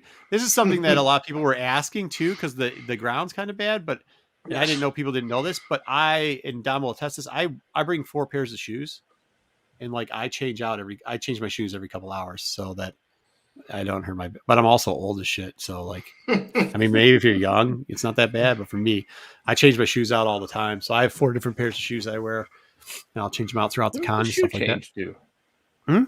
What does the shoe change benefit? It helps. It helps. It does.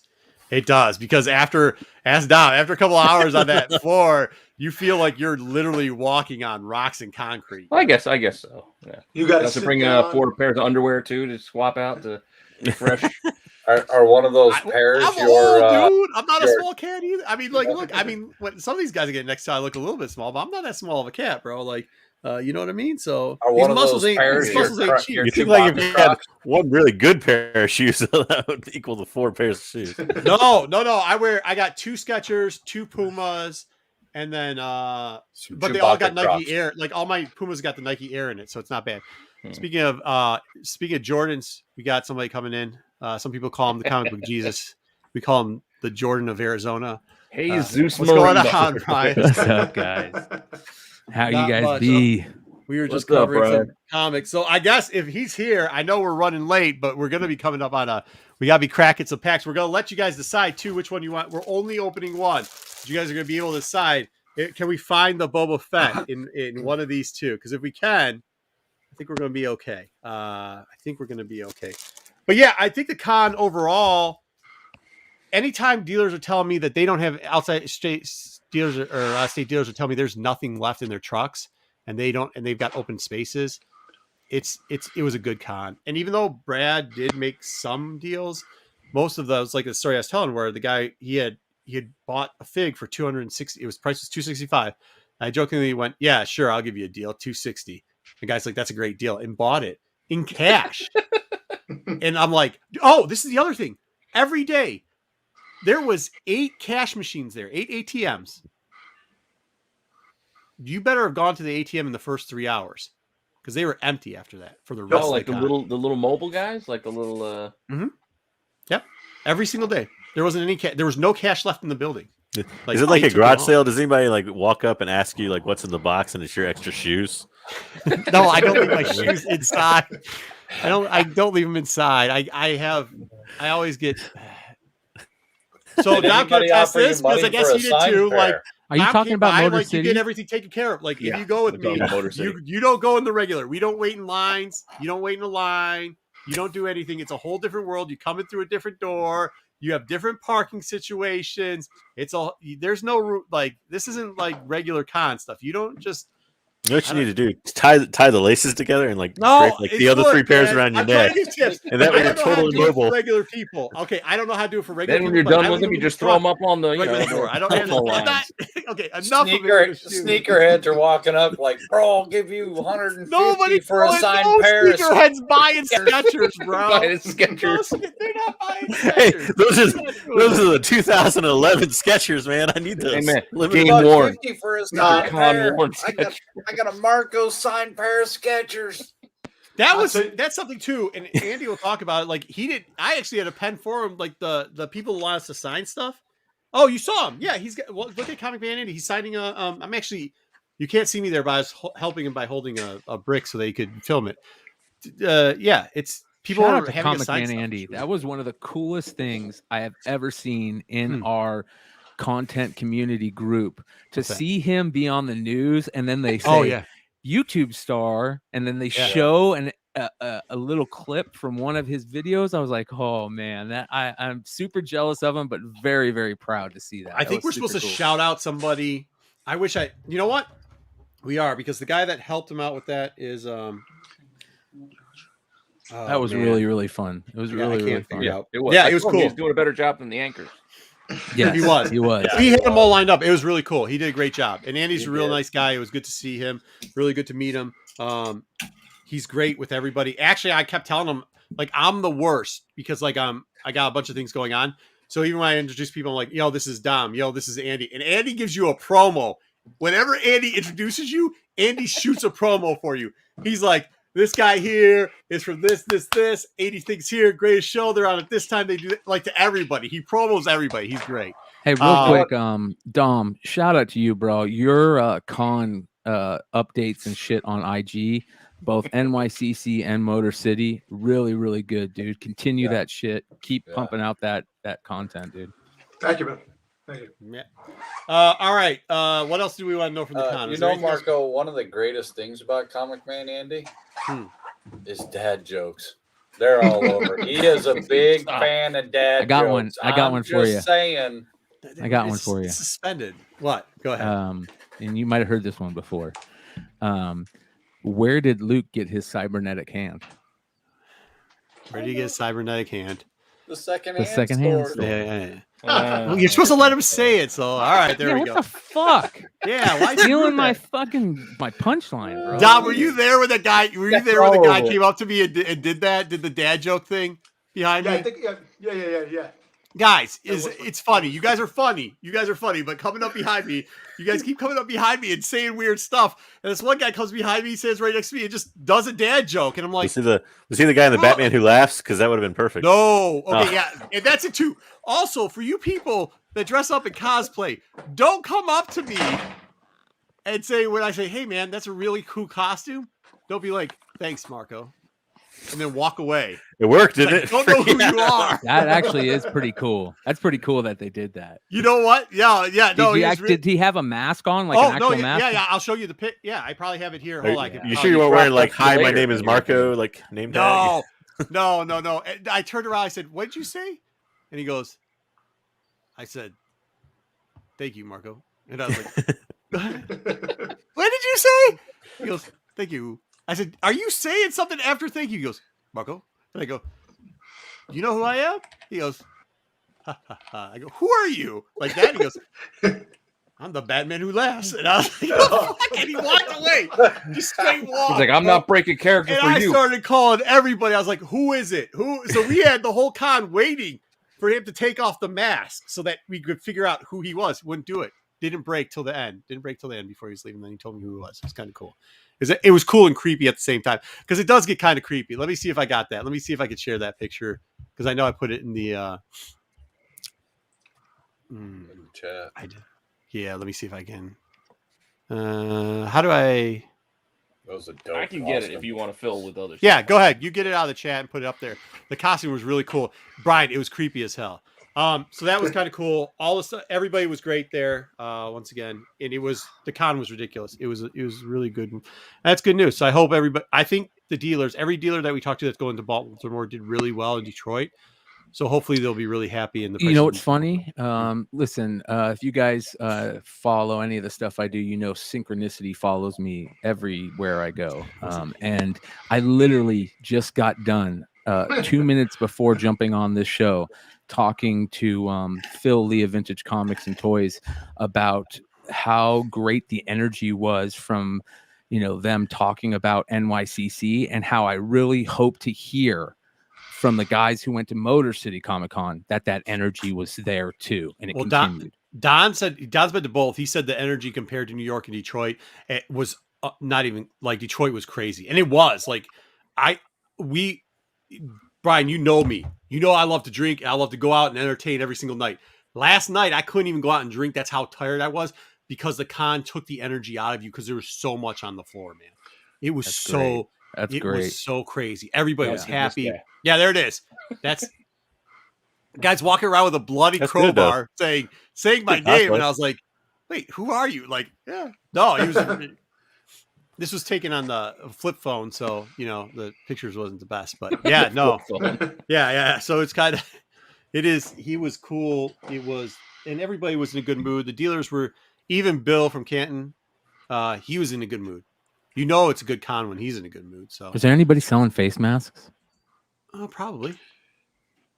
Yeah, I would assume. I always because we that. had. What I mean? Like if somebody was like selling like surprised they don't like hand them out when you walk around, or at least offer them. With the con on it?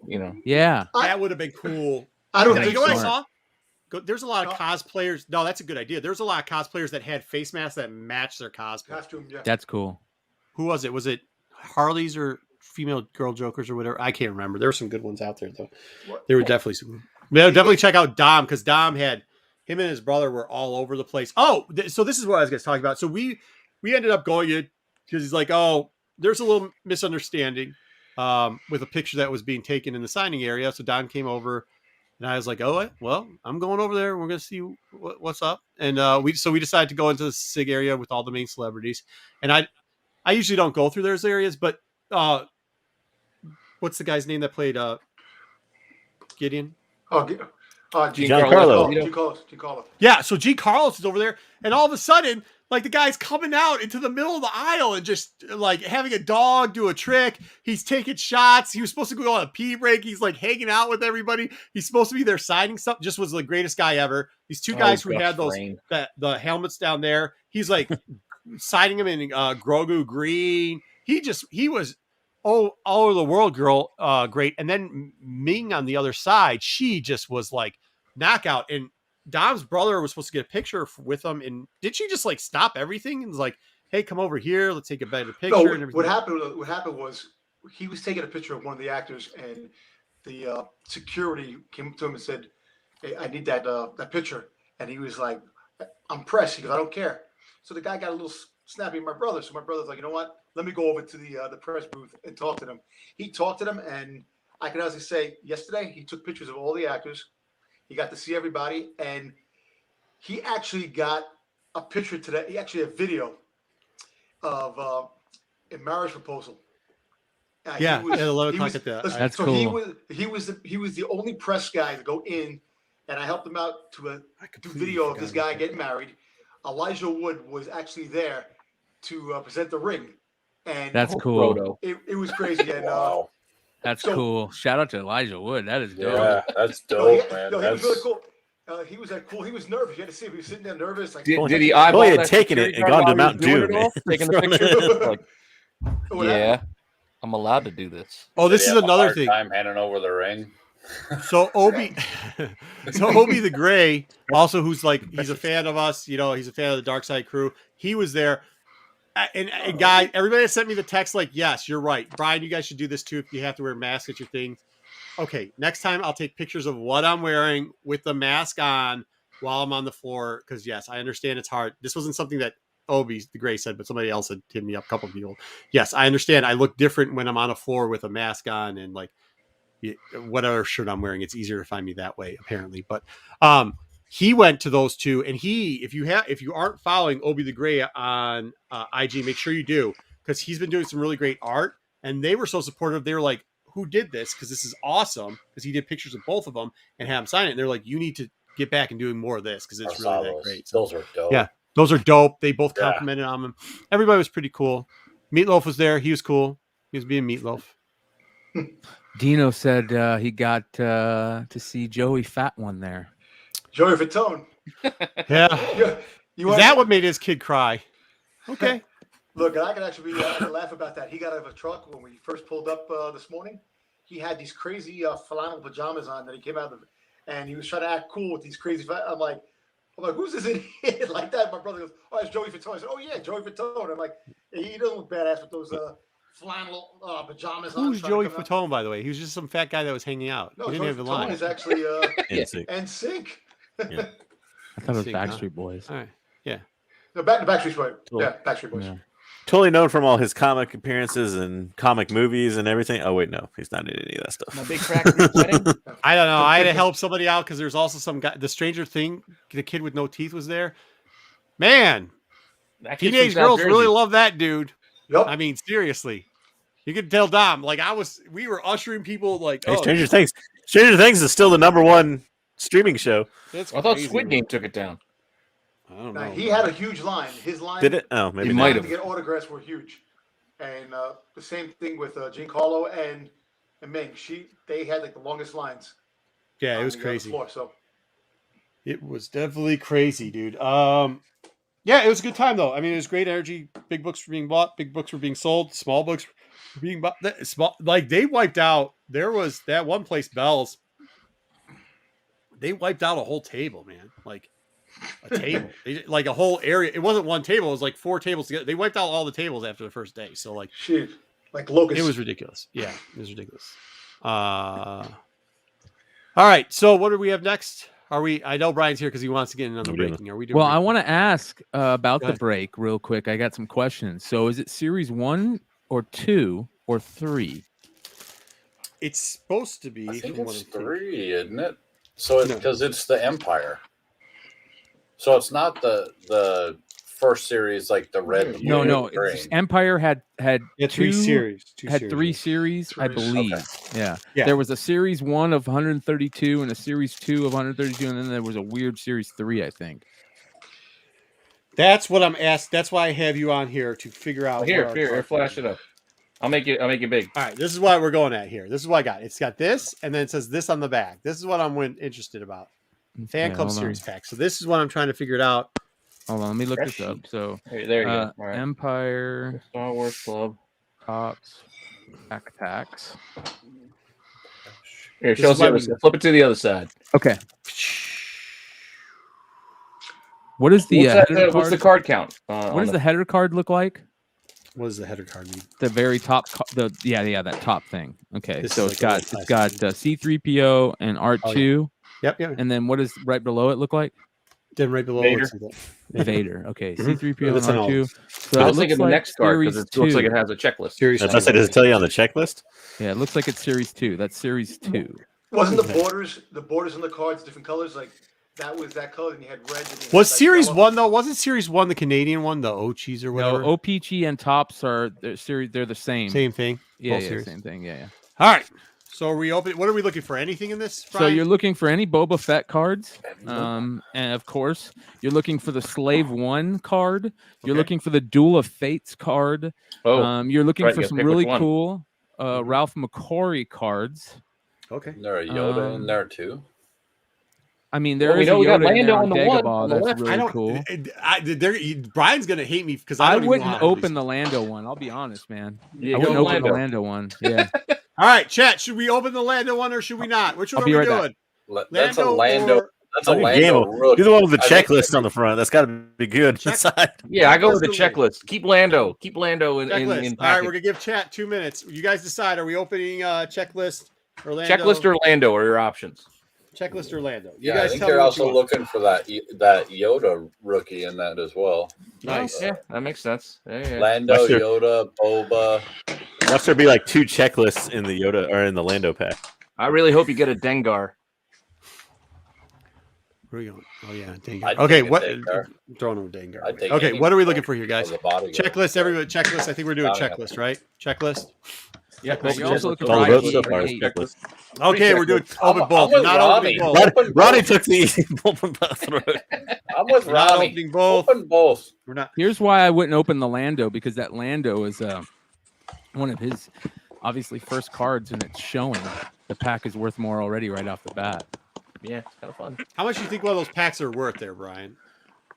$50 to $100, maybe if you have the right seller, especially with that Lando. That's nowhere close to what I bought these for. Yeah, I'm not Dude, surprised. he gives his kids like $1,000, $100 cards, not $1,000 cards. Let's get out of here. You guys, you gotta stop. They actually loved it. $500 Pokemon cards. dude. Sunday was family day, and thank you for the people that Checklist. came up and kind of. Checklist is tied with both, but if you're I not do doing wanna both, say you're doing this. checklist. There was a couple people that came up and saw that I was with my family, and they respected the family time that I got on the floor. So I do appreciate that because they don't get to come out on the floors a lot. So when they did, thank Before you for. open these, though, Mhm. can you tell me the card numbers on the backs that are showing? I It should have can't card actually numbers. It's see. the upper left corner on the back cards, and let me know if any of those say 220. I can't, that's tiny, bro. All right, Okay, I get 159. Jesus, readers. No, look at 220 the or card. 210 is what I'm looking for. 229. Hold on. 229, you said? Yeah. Yeah. Oh, shit, was this 220? Hold on. That's No, why you need to have the lights on in the room. 205. Yeah. 205. Okay. Oh wait, do you want me to check the other ones? 205 Lando live. Yes. Suspense is killing us here. 152. This is some movie shit. I don't even know what that says. That doesn't even have a number. Says I'm something also about looking- movie facts, Empire movie facts. Oh, yeah. I'm looking for 220s up to 270s. Yeah, there's a and 229 in there. 229. 229's nothing. 226. 226 is nothing. Okay. Well, then none of these have anything on it. Okay. Good. All right. Well, you don't know that yet till you open it. So for that Lando. Okay. You just don't have the. Well, there's another guy that got about 7 more of these. So, There's also a Burger King set for the 80s Empire Strikes Back stuff that really hard to find, and they have, of course, similar cards. Burger King, huh? Yeah. Well, I guess I didn't prepare with scissors, so we're gonna have to open it with this. Let's see. Be careful. All right, John Rambo. See what we got there. Man loses finger live on YouTube. I can't watch. All right. I feel like I should have gotten gloves to no. All right. Well, fair enough. All right. It's all right. You had Cheetos before we started filming, right? Right. Okay, They were so Doritos. it's Stormtrooper Takeover. Very cool. The There's a Yoda on Dagobah. That's a good one. Yeah. Yeah. Mine. Ooh, Carbonite. That's a good one. Yeah, that's a really good one. Is it? All right. They're super off-centered, as you guys can see from top to bottom. Yeah. So that's not good. Yeah. I see that now. Really off-centered. It's okay though. Aren't Keep they going. all that way though? No, I mean they're all pretty damn close, but that's the problem. But they have the print on the bottom. Luke in trouble. They're not all that off-centered. Is this like the whole storyline right here in a row? Well, are they numbered? You should be seeing the man numbers. called Han Solo. Yeah, keep going. That's pretty cool. That makes a difference. That's what Somebody you're lost looking a for. hand. Is those single ones.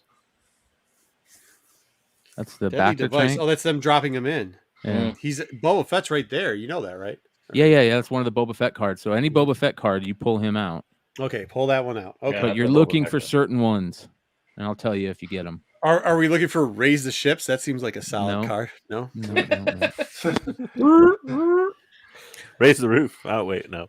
No. Lobot's got Moment. I don't care. I'm just gonna let you guys see them so I can make it a little fast. That's a Lando. That's a nice Lando. Yeah. Nice Lando. Yeah, nice Lando. Not the best one, but it's a nice one. Put them to the side. That's a terrible one. These cards seem nice. Random Imperial officers. Here's Luke taking up. Here's Luke taking a pee with Yoda. That's a good one. Luke on Dagobah with Yoda. That's a good one. Oh, this is probably the best card in the batch.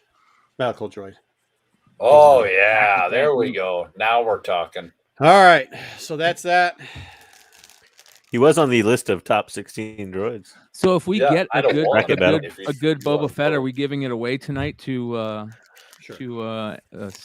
special winner of Darkside fandom? Are you saying you want it? Is that what you're saying?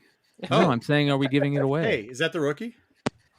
That is a good one, though. That is a very good one. Keep that one. Not the rookie. Isn't he sitting full puppet, full body on the rookie? Yeah. I hate you, Pete.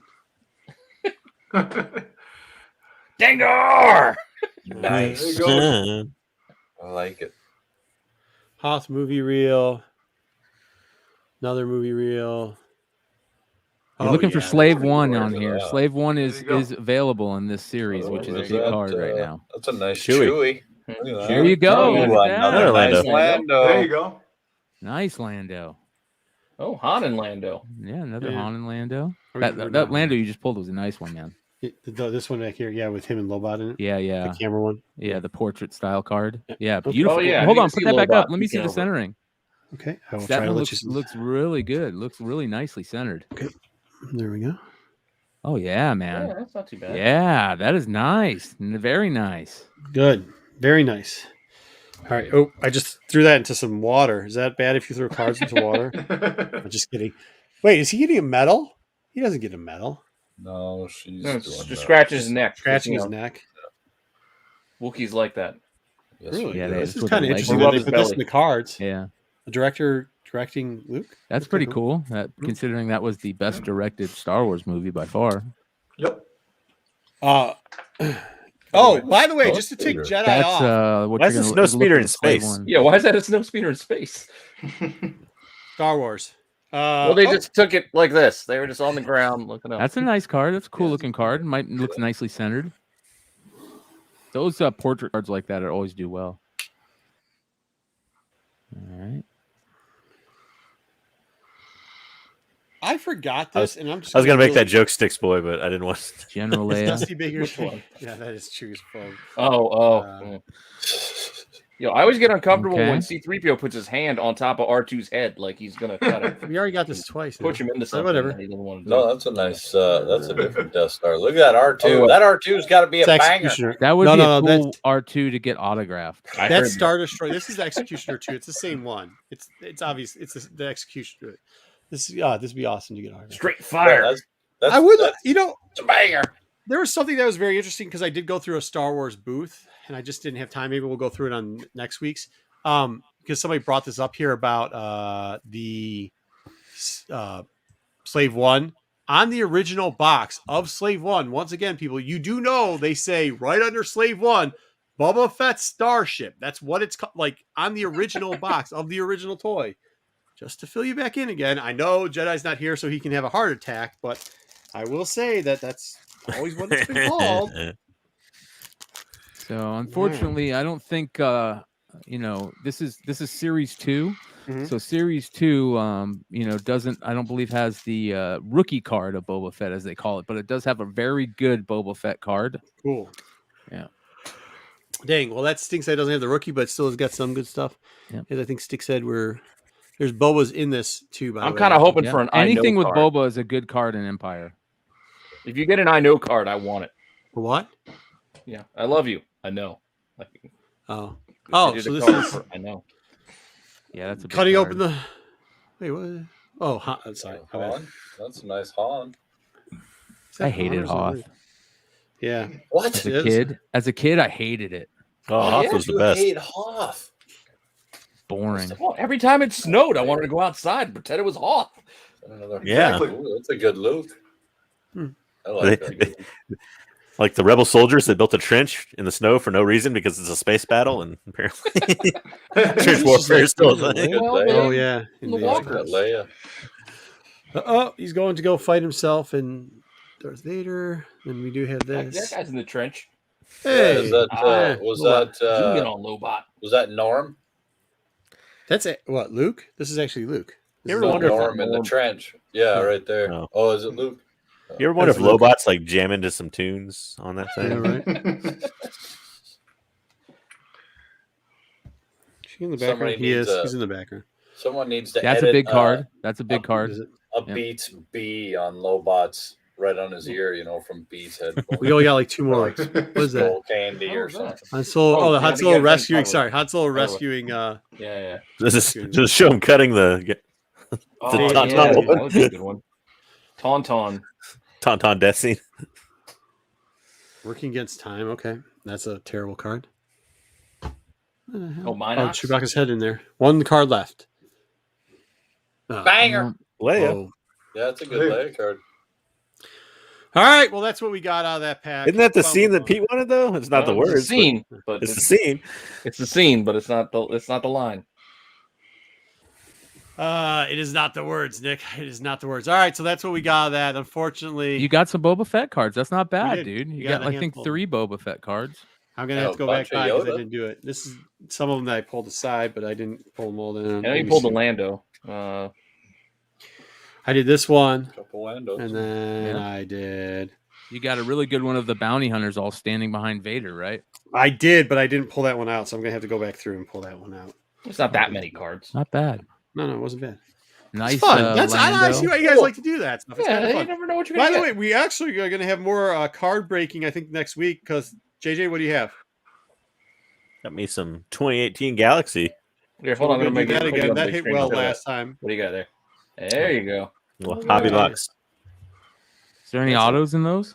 There are autos in there. Mm-hmm. There's 1 auto per box, so there'll be an auto in there, and they have refractor inserts. So we'll do that. We'll talk to JJ. Maybe we'll give some away as usual. And I like the art on the Galaxy series. Dinger. They're good art cards. All right. Not bad. That's cool. So that's what we got. Yeah. Thank you. Thanks for coming. I know you really enjoy the pack breaking. So I do. Figured. As a matter of fact, here you go. This is one of the cards that you would have been looking for, I believe. This Oh! but I think Wow. this might be Series 3. This is a really cool Boba card. And then, of course, I also like this IG-88 from the same set. Oh, yeah, that's cool. Nice. Oh, there you go. I thought there was a panorama, 2 of them standing, but we'll see. All right. Oh, well, the Either bounty way. hunters. What's that? Yeah, the bounty The hunters. panorama. Yeah. pen. Yeah, the panorama. And it looks like what series was that? The third one, right, Brian? So it Yeah, looks that like was the third one from I think that's like 240 and up or something like. No, wait, sorry, 120. It's like 260 What's up, TY? and up, I think, something like that. Ty. Isn't I might be coming. So it looked like the border was almost a little bit different on that one. So It was gold and not yellow. Ty 50-50 of them. I'm coming to a con in Carolina on November. I'll let you know. there is a sticker that you also are looking for, an all yellow sticker with Boba Fett on it, where he's just standing there in portrait size. There's quite a few of the stickers for Boba Fett, and those stickers are always hard to come by because everybody used them. Yeah. Yeah, the sticker's cool. Oh, that's definitely cool. All right. Well, what do we have after cards? Because I know we moved cards in there. Want to do bad fashion or cosplay? Yeah. So speaking of cons, let's do bad fashion cosplay. Oh yeah, I gotta switch because I think I had the exclusives up next, but I can switch over. Give me a second.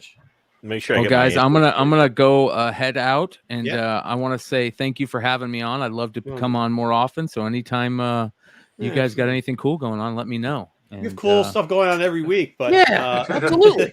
I know, but not as cool as opening up fucking. Well, now you've been Empire Strikes Back cards. You're not officially a Darkside guy, aren't you? No, if he's been on the show, he counts. Yeah, you're part of it. What are you talking about? I helped create this show. Yeah, he was on the originally. I didn't know. Brian was the one that taught me how to turn the lights on. He really did. I didn't know how to turn the lights on.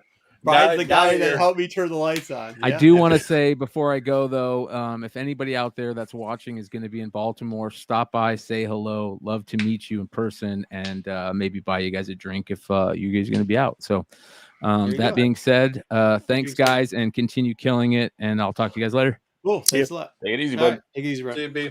Yep.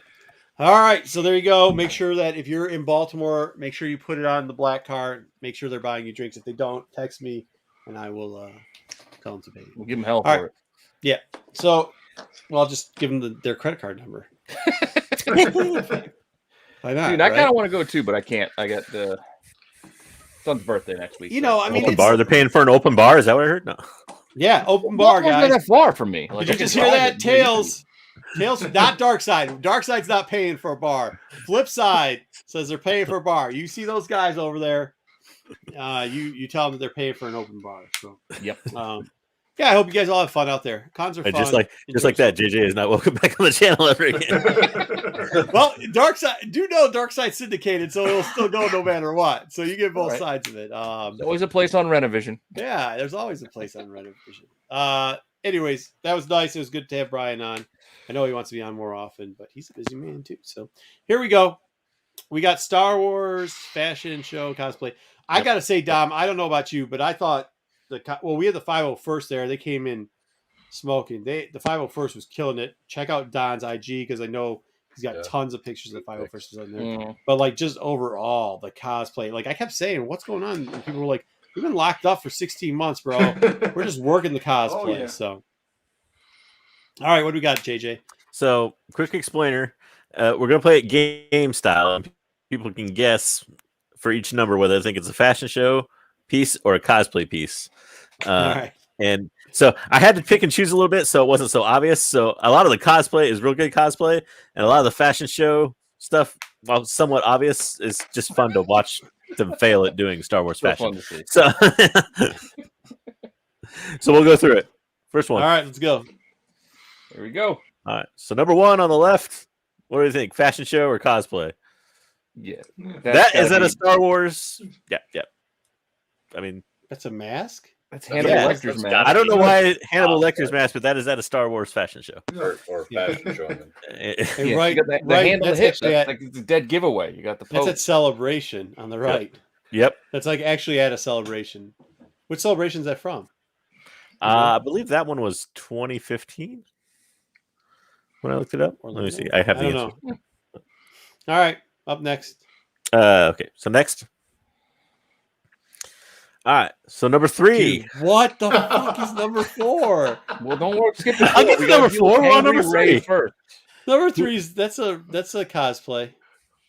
No? Anybody else? Yep, it is cosplay. That is a cosplay contest at Celebration in Anaheim. Yeah, she's pretty angry though. She's supposed to look the old Bristol's Ray. So. I tried to choose like people that weren't super smiley. Because all the fashion show pictures, like, nobody's smiling, so it would give it away. Kind of hard to tell if he's smiling when he's got like a also mouth. You got Bobby on your underoos and your belly button. So number 4, this is actually at a. Go ahead. Yeah, Bobby here has a face grill pacifier, so I don't know if he's. I wore that back in the '80s, man. I wore it back in the '80s. That's an actual fashion line they demoed at a. This is like straight up Mugatu. With the mouthpiece. Hansel is so hot. It was Orlando. Thank you. It was Orlando. It was Orlando. It was Orlando. Yeah. Oh boy. Number 4. Yeah, dude. 4's amazing. Okay, Bobby, you can sit down now. Just 2 on the arms, or is that just no? Come on, next. This guy's arms. Are those Nike swipes? You notice Darth Vader in the movies like that?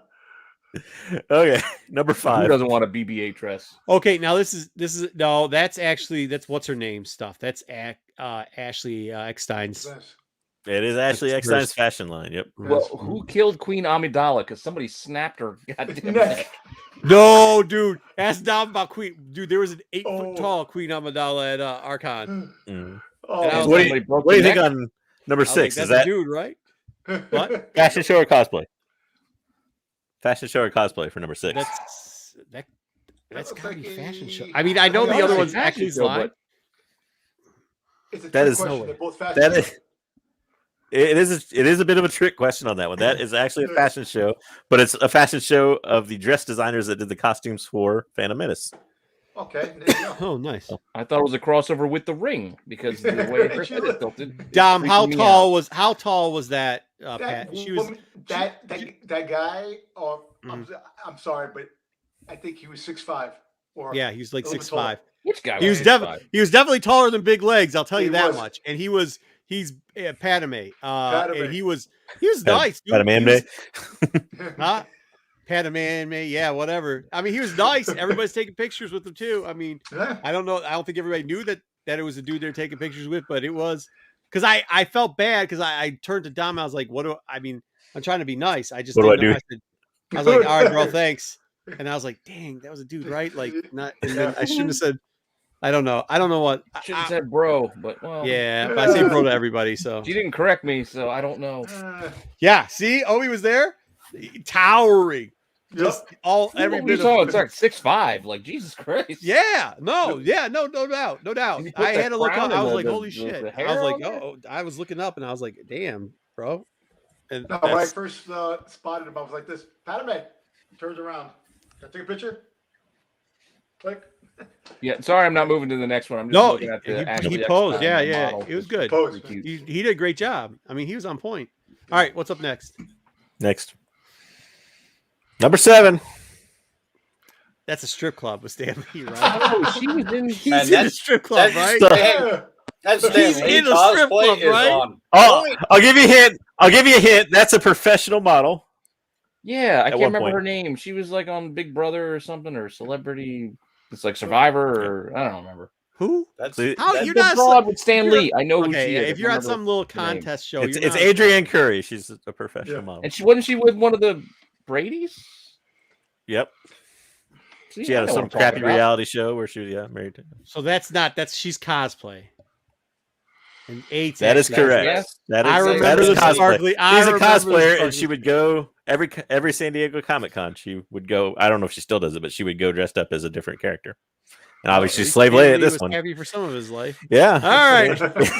And I had to include the Stan Lee picture because he's got his hand in his pocket for some reason. So I don't know. I would have a smile on my face too. If I was there. At least he kept the hand in frame. I mean, dude, the other hand's not in frame because it's in his pocket. Well, this is the most inappropriate. We're past good. I'm glad we're past time. We might be only on Rennavision if somebody saw this. Look at the Stormtrooper sparkling cod piece. Let's go. I do. Yes, sparkling Stormtrooper. Anybody guess on that one? That's actually a fashion show, right? That's got to be a fashion show. It feels fashion show. No. Solo Wookiee's right. That's cosplay. Really? That is cosplay. That's a lot of work for cosplay. Yep. All right, you do know we're not going to. If you're putting perverted stuff in the chat, we're not putting your comments on screen. I'm just going to say that right now. You don't say it; you just read it. Yeah. Okay. Up next, I could have put other pictures of her in there, but they're much more not safe for work than even that one was. So, Ted is in. That's in the McCormick Center, which was at a celebration. Yep. And 9 is at also celebration, and that is. Well, you can buy some Boba Fett backpacks. That is a weird Stormtrooper Japanese outfit. I don't really know why. But was that Orlando or is that Anaheim? It's Force Awakens story. I just had down Celebration. I didn't put down the location. Anaheim? It was Anaheim, right? Yep. Yeah. But all sweet Darth Talon cosplay. Yeah. Yeah. No, she was in person real dope. All right. What's next? See, Marco's using his personal knowledge in this game. There you go. That's not fair. All right, number 11, the Death Star. I like how you trim the picture, but you don't see the bottom, so she could be a BB-8 character. Yeah. You know, just roll What is around. the one on the? What's 12 supposed to be? 12. Angry 12 RBF? is. Well, I'll tell you, 12 is Kira. Yeah, Kira. Kira from the Solo movie. Really? I thought it was just resting. I just thought it was RB. I thought that was like my husband. My husband dragged me to this. Well, again, I fucking tried to thing. find not smiley pictures. So, Resting B face is just over on there on the right. She's like, so what about 11? Is it fashion show or cosplay? That's a fashion show. no. 11. No. That's got is that a cosplay contest? Cosplay contest. Nope, Dom's right. It's fashion show. Really? Yep. Man, fashion people are stupid. Go ahead. Number I'm telling 12, you. fashion show or cosplay? You see that look on the right from number 12, like when you stay at your friend's house too long, when their wife comes out, like you've got to go home now. Yeah, You it's guys have 4 been here o'clock too in the long. morning.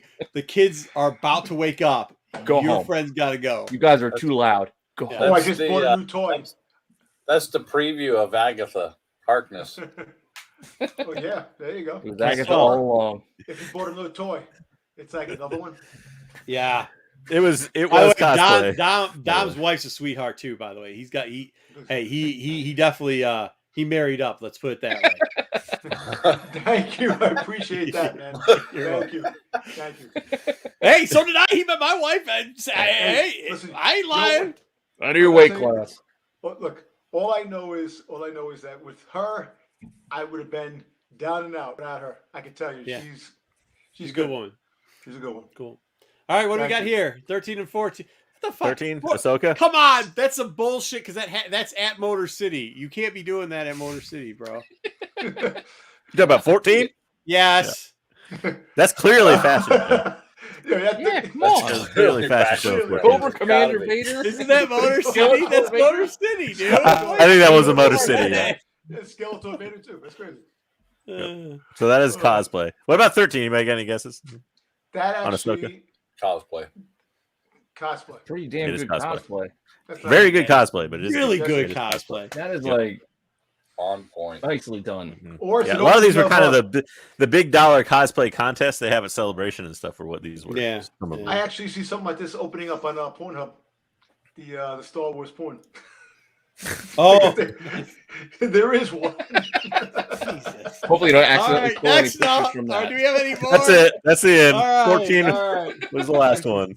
You see Skeletor opening up on Pornhub, huh? Fashion All right, show, anyways. cosplay, or Star Wars parody porn. Those There are was the a- next show. There was a lot of people That'll be that the were next segment. There was the a next lot of one. people that were Power Ranger Star Wars. Yup. Like, Power Yeah, Rangers Star there's a Wars. lot of there's a whole like Star Wars cosplay crossover category. Like I could have gone with a lot more of, but Yeah, I didn't include I those didn't get that. two guys. And I was like, I all right, like y'all that. are, I like the Cobra Commander Skeletor guys. I mean, we saw was it Friday or Saturday? I can't remember. But it was like one of the days. There was a ton of crossover Star Wars stuff. So Yeah. Well, I had one All on right. the market fails. The first week was the Hello Kitty Darth Vader. Oh yeah. So that's the crossover All right. cosplay. I don't Gotta know. love that We might keep crossover. up. We might keep up marketing fails after this week, but it was kind of a We had a kind of full agenda. We'll joke have more- for yeah. a while that a running joke we've had going on. So maybe not next week. Maybe this is the end. But next up is Trivia! No, not trivia. Exclusives because I actually really have to take piss, and then we'll do trivia. Who wants to play trivia this week? Well, I got to run it. I did so it last can't week. play. So. Dom's here. He will Dom's in. play trivia this week. Let's get exclusive. JJ, you good to do exclusives, or do you want Yep. to do trivia? We'll run it. All right. Pete's got it. Exclusives. All right, I got Right. it. We're ready to roll. Exclusives. Here we are. All right, so this is the gallery of exclusive covers, not a comic retailer edition. So this will be all from retailers that don't generally sell comics. I twisted a little bit with Books a Million and stuff, but yeah. So Yeah, that's different. It's not like an LCS. the primary business is not comics. So Yeah, that's what I exactly. went with. All right. All right. First one. Let's get into it. So these were the comic packs, and these were, I believe, exclusive. I put them down as exclusives because they're theoretically a Hasbro release, and they were obviously sold in toy stores, not comic shops. But the In Valor theory. story there, yeah, there you go. But the Valor story there was only available as an FCBD cover, so it had the horrible trade dress and was a flip book. And then the Visionaries is a comic, but it was part of a story from a trade paperback. So, and I think this was an a San Diego Comic Con exclusive. Yeah, I think you're right. Yeah, both of these were tough because the one on the left was from one of the late printing. I think one of the Walmart ones. Mm-hmm. Yeah, I believe it was one of the tough ones. And then yes, I think the other one was a con exclusive. The Visionaries one. So, do you ever see these in a toy pack? If you ever see either one of these for cheap, you can buy them because they're both. Yeah, you can sometimes find these comic pack books just in cheap boxes because people don't take care of them. They're just kind of banged up, beat up. I have never seen a copy of that Visionaries like live in hand. No, because the Visionaries cover was totally different. That cover there was used, but it was used on a trade paperback for Tales. So so interesting. Definitely cool. I've never seen it. Next up, we have, I believe that was BAM Power variant. Vader? Yeah. Power Strut Vader. Looks like he's on a runway from our last segment. Got it going. There's a Books a Million variant. Cosplay or fashion? Yeah, cosplay or fashion. He does have a, So, but that was the Books a Million variant. Also available in black and white. I tried to skip on the right there the that were like RRP variants, but I did include this one because it was actually at Toy Fair. It wasn't at a Comic Con. Those are toys, aren't they? Yeah. So it was a Hasbro previews exclusive at a Toy Fair. So New York Toy Fair limited on the little box in case you can't read it. So, and there's going to be a lot of these for Star Wars 1, and you'll see a lot of them for Vader Down because they had a ton of exclusives for both those, but still fun to go through them. But again, the point of this segment is not to tell you to go out and buy these comics or any of that stuff. That's why I actually took out print run part. One, because it was hard to find, and two, that's not the point. It's more so you can see unique covers, and if you like that cover, maybe you'll find it somewhere. Yeah, you can go look for it. If you want it, go ahead and go get it. Yep. I'm not telling you to go get it, but if you like it, do what you want. Exactly. So next up, Star Wars #1. This was the EMP Museum variant. So this was sold at it's basically a pop culture museum that's in Seattle. And if I remember right, I think the museum's since been renamed. But but still a pop culture museum. I like they still got that EMP little logo on there. So yeah. Then if they did at first I thought it was At first I thought it was like a movie poster, but it's not. It looks like it is. Definitely interesting. R2. So the one on the right is actually that's a Hot Topic exclusive for Star Wars 1, and it gets some traction as rare because basically it was recalled. I don't know though. I couldn't really find out how many are out there. First off, and you couldn't find out whether or not it was recalled to pulp. So I don't know if anybody here or in the chat knows that, but there's still a lot out there. Like if you look it up on eBay, it's not that hard to find. So, but you'll usually see it listed as rare. Yeah. Next. Rare. Yeah. Quote unquote rare. Well done. Yep. Next is a Loot Crate variant. So Loot Crate did declare bankruptcy. I think they still exist as like one-time purchase boxes for like certain things, but I don't know that they do their subscription thing anymore. But this one did come out in I did it for a little while. There's some fun stuff in there. So a nice Han Chewie cover. And then next up is, I think that's an Amanda Connor cover for Princess Leia #1. That was a Books a Million variant. I think so. Yeah. I think I see your signature on the collar here. Mm-hmm. Down in here. I think I got a different cover than that stuff. Did I get that one? I can't remember. That one's also in a black and white, so you may have a black and white. Oh, then the Loot Crate.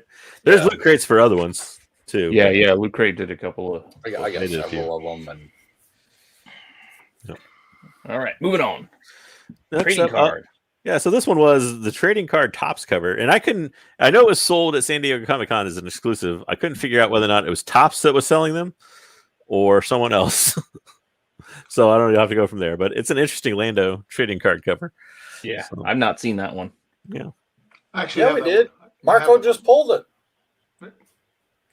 Yeah. I don't know. Yeah. Art probably is copied off one of those cards, probably.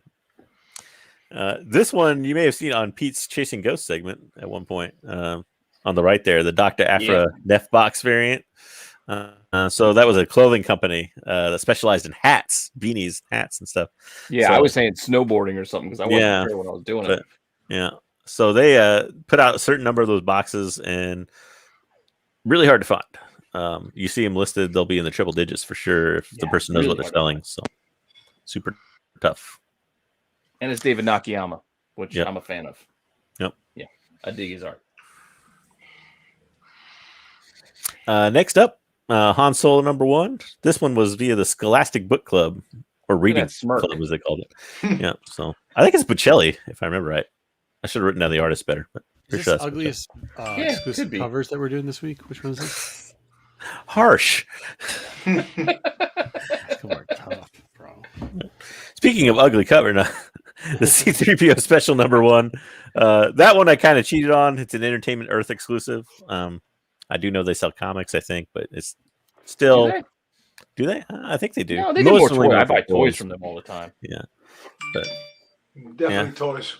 I buy tons of toys. They pre-order stuff all the time. Maybe I think it's Tifa I'm thinking of. And stuff shows up like 8 months later that I completely forgot about. Like, oh yeah, I did buy one of these, I guess. But they give you the release date, and then it's like 6 months later after the supposed release date. Entertainment Earth is good for like they don't take your money out right away, which is great. Yep. So you can order something and you just have to wait till the pre-order comes in, and then they charge you, which is good. Yeah, then they charge you, but then it's an unexpected charge 8 months later. Yeah. It's like, damn, I forgot about that. Funny enough, that's the only Entertainment Earth exclusive Star Wars comic, which oddly enough, they chose the C-3PO special. C-3PO, that's what you think. Way to roll with that one. That's a great one. Next, this was the Comic Book Legal Defense Fund, which was a good. I think it's a Datsun. Fairly certain. It does look like Datsun. Yeah. So, that's for Vader Down #1. We're in the Vader Down section, so this is gonna be like 4 slides of Vader Down, just so you all know. That's Datsun. I see the signature down. It's Datsun. Okay. Next up, that's a Sia Ohm cover on the right. That was a Nerd Block subscription, right? Which Nerd Block now out of business, so can't get those anymore. But there's still plenty of them out there. You can find all those pretty cheap. All these Vader Down ones are actually fairly inexpensive. If you like it, you can probably find it out there. Next up, the one on the left, that's Disney Parks exclusive variant. That's dope. Yep. Cool. The one on the right is the El Capitan Theater exclusive. One of the El Capitan Theater exclusives. So yeah, that just so everybody knows, El Capitan Theater is the theater that like Disney owns, and they hold a lot of their premieres and stuff like that in. So it's in Hollywood, obviously. So. Oh really? I was gonna say, was it like Austin or something? Nope. Owned by Disney. Interesting. El Capitan. El Capitan. Next up is the other El Capitan Theater one on the left. So they had two. They had an A and a B. And then this one on the right is interesting in that obviously it's the same cover in black and white, which I tried to exclude those. You can ignore the Nerd Block note. I forgot to change that. But it was only available at the Ghirardelli prior. At the Ghirardelli candy shop at Disneyland. Really? Or was it Disneyland, or maybe it was the theater? I don't remember which, but it was basically the Ghirardelli shop owned by Disney. Studio store on the logo above the Ghirardelli. Does it? Okay, so it's probably the one in the theater, but yeah. Either which way, you can only get that supposedly at the Ghirardelli shop. That was actually a pretty rare one. It's tough to find. There's a couple copies I noticed on eBay. It's a studio store here. Yeah, studio. Todd Knox signature there. Yep. Cool. Next. Actually, fairly cool. Holy Vader Down! That's a lot of Vader Downs. Oh yeah, there's a ton of Vader Down #1. Yeah, there's even more. Yeah. So Vader Down #1. Yeah, the Hot Topic exclusive on the left, and looking good. And then you got another loot crate on the right. So that might be what Han Solo was thinking of. Yeah, so he deflects one shot, but then his ship gets shot right above his head. Yeah. You missed one. Yep. He's shooting at the same time though, so it's tough. Well, I know, but he's got the force. Last Vader Down exclusive I listed. This one was another Scholastic Reading Club one. So they're actually fairly plentiful out there, but interesting cover you don't see too often. So I would think those Scholastics would be hard to find, especially in high grade, because Scholastic is that whole order through the school kind of pump the books, and man, those kids are rough on books. So I'm pretty sure. And I'm not exactly sure how they were sent out. Like, I don't know if it was like you just go in to order this book, or if it was like because it's part of the reading club. So I don't know if it was like a reward for something. I couldn't figure exactly how it was distributed. But Penguin. Yeah, plus like the kids at that age, like them wanting to be into Star Wars, like sure, my son wanted to have a lightsaber fight like in the house today, but he doesn't want to read this stuff because it's just not really his deal. He don't want to read comics. It's not there yet. So Shattered Image. Oh, just a real quick answer Nick James' question of Loot Crate and Nerdblock. Both Loot Crate and Nerdblock went out before the COVID stuff. Yeah, before. Yep. I thought I hit that up, but like I said, Loot Crate is still kind of around, but yeah. Those things are expensive. More expensive for what you got. Yeah. Go ahead. Shattered Empire #1. That was the Books A Million. Yeah, Dotson. And is Books A Million or Second and Charles if that's in your same thing, but same chain. And again, that one's also available in black and white. So I don't know. I'm kind of interested in the black and white one of that because you don't see a black and white Dotson too much. So Books A Million, Second and Charles aren't the same thing. They're not the same store. They're not the same chain. No, the same chain, different store. Books A Million is like Barnes and Nobles, and Second and Charles is like a discount, like a rebuy and resell place. Look at this guy. He has all his bookstores. I don't have either one near me. So. All I got is Barnes and Nobles. Yeah, Barnes and Nobles. Yeah. They don't have these. And not mine. Actually, Books A Million newsstands back in the day. Books A Million was like one of the last places that actually sold newsstands. Where actually Second and Charles never did. They sold direct copies. Still do, actually, to this day. All right, sorry. Nobody needs to know that, but whatever. Good information either way. So next up, you had a Funko. Yeah, this was a previews exclusive. I thought it was just Stewie Griffin pretend, cosplaying, It does look a bit like Stewie Griffin. Hey, I like that. Is it cheap? I might buy it. Yeah, it's cheap. It's out there. Right. Yeah, that's cool. I might buy it. All the people, it's a Cat and Phasma series. But Cat and Phasma series. Now this next one is crazy to me. So Rogue One adaptation #1. This was the Walmart pack variant, which is expensive for some reason, even though it's just a movie poster. But I guess because it's rare. Yeah, if you didn't buy it when it came out, like I didn't. Yeah, Walmart packs are not that rare. So I don't know, but this was early on. This was early on Walmart. Yeah, that's true. If you didn't buy it, you I didn't buy it. I missed it. So yeah. Walmart packs aren't overprint packs. Some of they are. The extra stuff, but like the covers that they put on them, you got to figure they only print so many, and then all right, fair enough. Go. Next up, this was Star Wars Allegiance #1 on the left. That was exclusive to a Target box. So there was a Target mystery box or whatever that had, I think, 4 things in it, like a piece of clothing, a comic. I don't remember the other things, but anyways, they had a Black Series figure. It's not the kids. It's not the kids. It's adult. I think the Black Series figure was also a snowtrooper. I think wasn't it? Yeah, it was. Yeah. Interesting. Sacred Jedi. It's not the kids. It's adult men thinking they're going to make $1 million off of eBay, opening up every pack. Or if you go to like the one Walmart that's near me, they're all already like they open them in the aisle and take them. Yeah, just fucking leave the rest there. Yeah. Yeah, I mean, like that's just ridiculous. It's not kids though. It's definitely not kids. No, it makes no sense because the barcode's on the package. You rip it out, like the barcode for the comic book's not scanned, and there's just... no. What they do is they open up as many packages as they can, and they take all the ones they want, and they take them out all the other books into one package. They put all the books they want on one and one barcode, and then they go and scan it. They like switch around the things. Shadester. Yeah. I think you're giving them a little bit too much respect calling them kids at all. I think they're lower than kids. You know what I mean? And children. Okay. 75. Number 75 was an eBay exclusive of the final issue. So I don't know. Maybe something to look at in the store. Yeah. Nice ensemble cast cover. Yeah. Interesting. Yeah. Except so a couple more. Yeah, we're back to the Walmart packs. High Republic #1. Obviously has all the High Republic first appearances in it.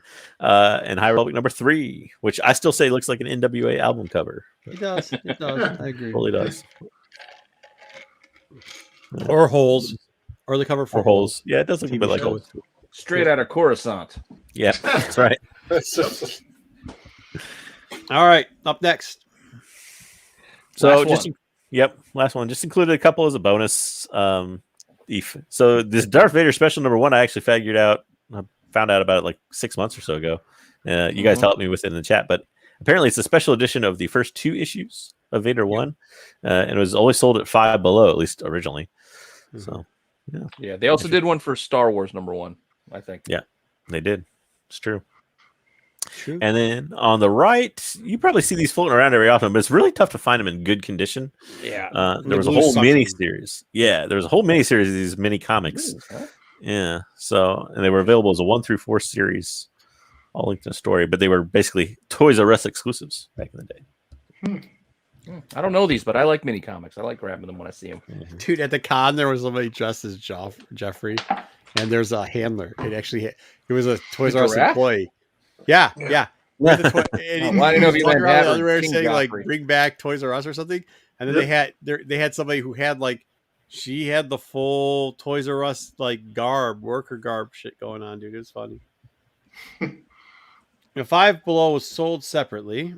Oh, okay. Not in packs, to his knowledge. Oh yeah. It was just like an individual book. Just a comic. Okay. $5 for the. They have them in the spinner rack type thing behind there. Yep. Sorry, I wasn't paying attention. The spinner racks. No, it's next to the spinner. They have HAL 5 below set up. All right. That was it. You are scattered everywhere. You're not missing anything great yet, but it's starting to get better, Nick. It really is. It's starting to get better. So we'll see. Hopefully it turns the corner here. All right. Was that it? That was exclusives. And now, Solo. Now you can get excited. And we have it. Solo. I'm excited, buddy. Solo versus Dom. Here we go. Oh, wait. We'll put you guys at the bottom then, I guess. There's no verses. We're here for fun. So, everybody, go ahead. Wait, we go in the corner. Grab your gal. Go ahead and grab your pal. I got to come figure on out over. Come on down because we're dropping the new science and we're kicking the new knowledge to see if Dom Tober can get the Star Wars College of Knowledge. We got to work on the intro. We're working on the intro again. Was that the same intro as last week? Same intro. Mm-hmm. I think it was same intro. No, you need like something short and then something very loud and then, hey, let's go. Hey, let's go. We're just fucking going.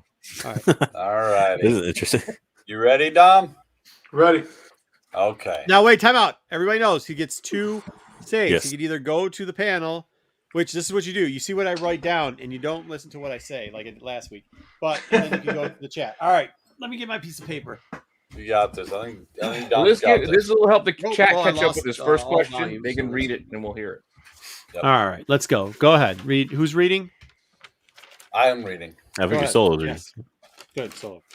What is the largest creature seen in the first 6 movies? A, the Sarlacc.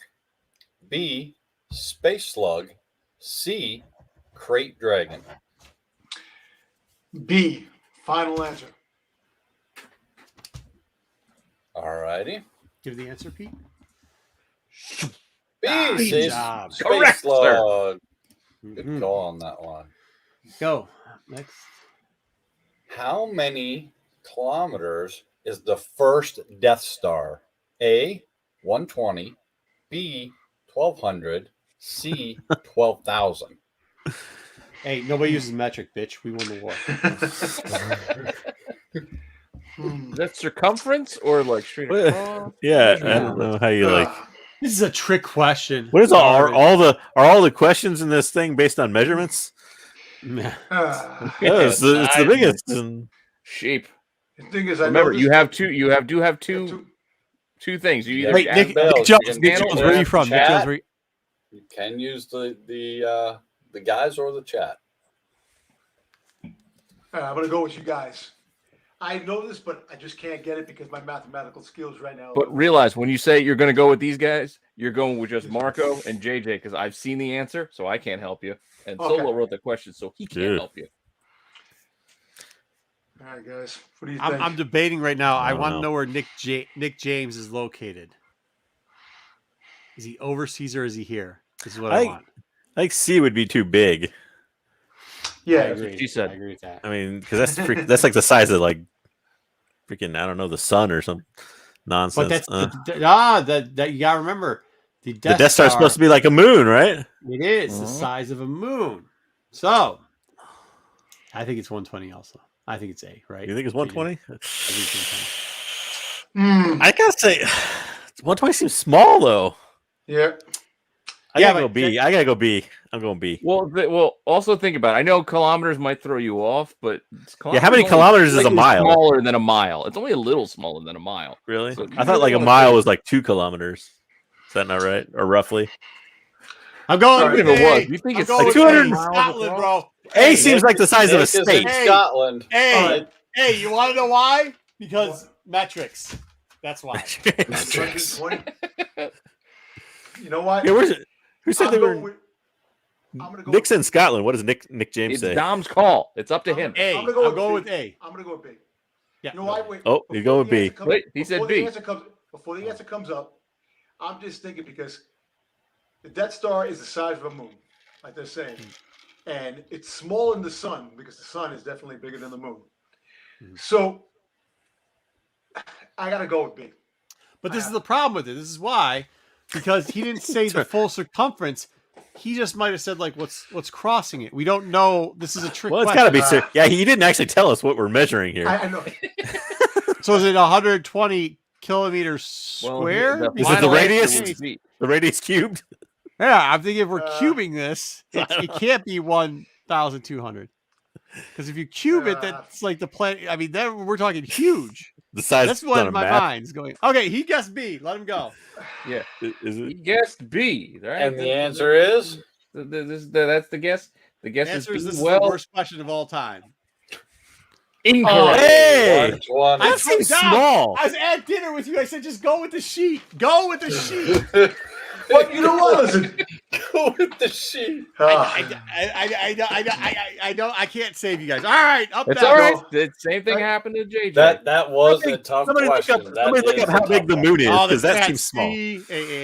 No, I think it's squared. I think that's why I was saying because I think at first I was like, oh wait. So what was that actually measuring, Solo? Is it measuring the circumference of the whole thing? The way that question, because I wrote it exactly how the question was written out of the Trivial Pursuit. That's no right, moon. and it literally the way it. I think they were trying to describe it is from one side to the other. Okay.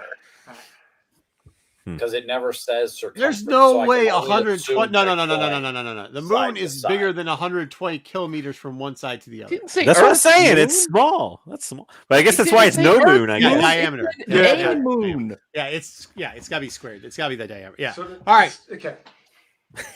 Move it on. That's not your fault. Hey, I'm telling you, that's not. No, that's It's all right. I got a mulligan last week, so we'll go. The question, the scoring restarts. So if you get this next one right, you'll go back to you get a point again. All right, yeah. Wait, I forgot to count how many points. So he's up 1 point. So now he's back down to he's only at 1 point. All right. Yes, Who pulls R2D2 away after he plugs into a power socket by mistake? A. Chewbacca, B. Han Solo, C. Princess Leia. Oof. Yeah. I know. One help left. You can go to the chat. I know. Sorry. I hope you didn't hear what I said. Yeah. I'm not gonna go with the chat yet. I know this answer. I just need a second to remember the picture in my head. Mm-hmm. Yes, there you go. All right.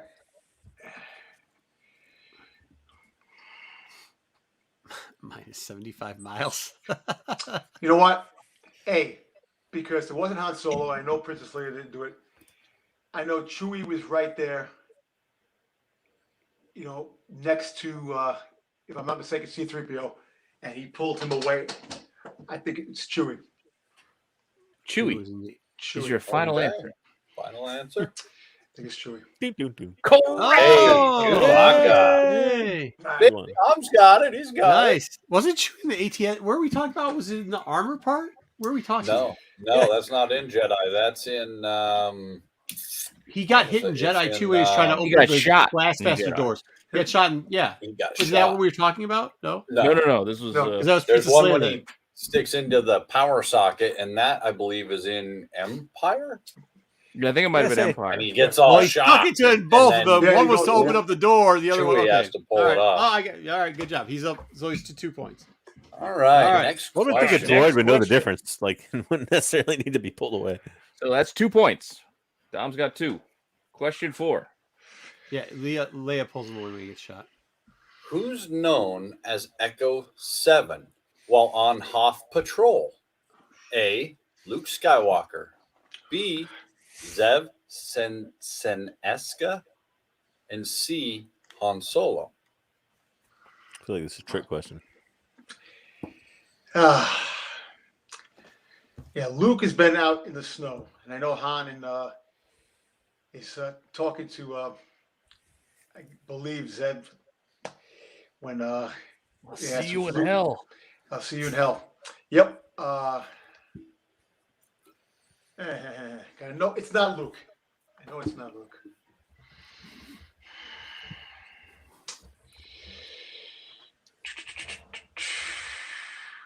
It is. I should know this. I've seen Figure Empire about 100 times or more. So God. It's not Luke. You sure it's not Luke? I crossed it off. I know. Probably, I said not to do. All right, go. So is it Zev or is it Solo? Piece of Resident Regis Philbin here. I don't know. You know what? It's B. I'm just having fun. I just refreshed. He said B. You went with B. Final answer. I want B. B. Final you answer. Go on your own. You don't want to use the chat. You only have 2 I went questions with left. C. Let's see what he does. You want to see? I'm going B. All right. What was Dom's answer? B. B. He said B. Okay, He B. said B. The answer is B. Solo. Yeah. You know Well, what? Yep. It's all right. That's a hard question hard. because He's got some hard he's ones. calling back to the base and he says, you know, I've found them. Repeat, I've found them. Yeah. Echo, whatever. Yeah, when he yes. I know it wasn't. Yep. I know it wasn't. Hey, Luke. to be fair, you gave Solo shit for the friends question. Give me a French. Oh man. The chat's All gonna right. kill me. Last one. Next and last question. Last question. Plus, it's What- harder when you're in a hot seat, I think. What winged creature's frightened cry did Ben Burt document as take a horse whinny at half speed and mix it with itself in reverse? A. Minok. B. Awa. Or C. Brushbat.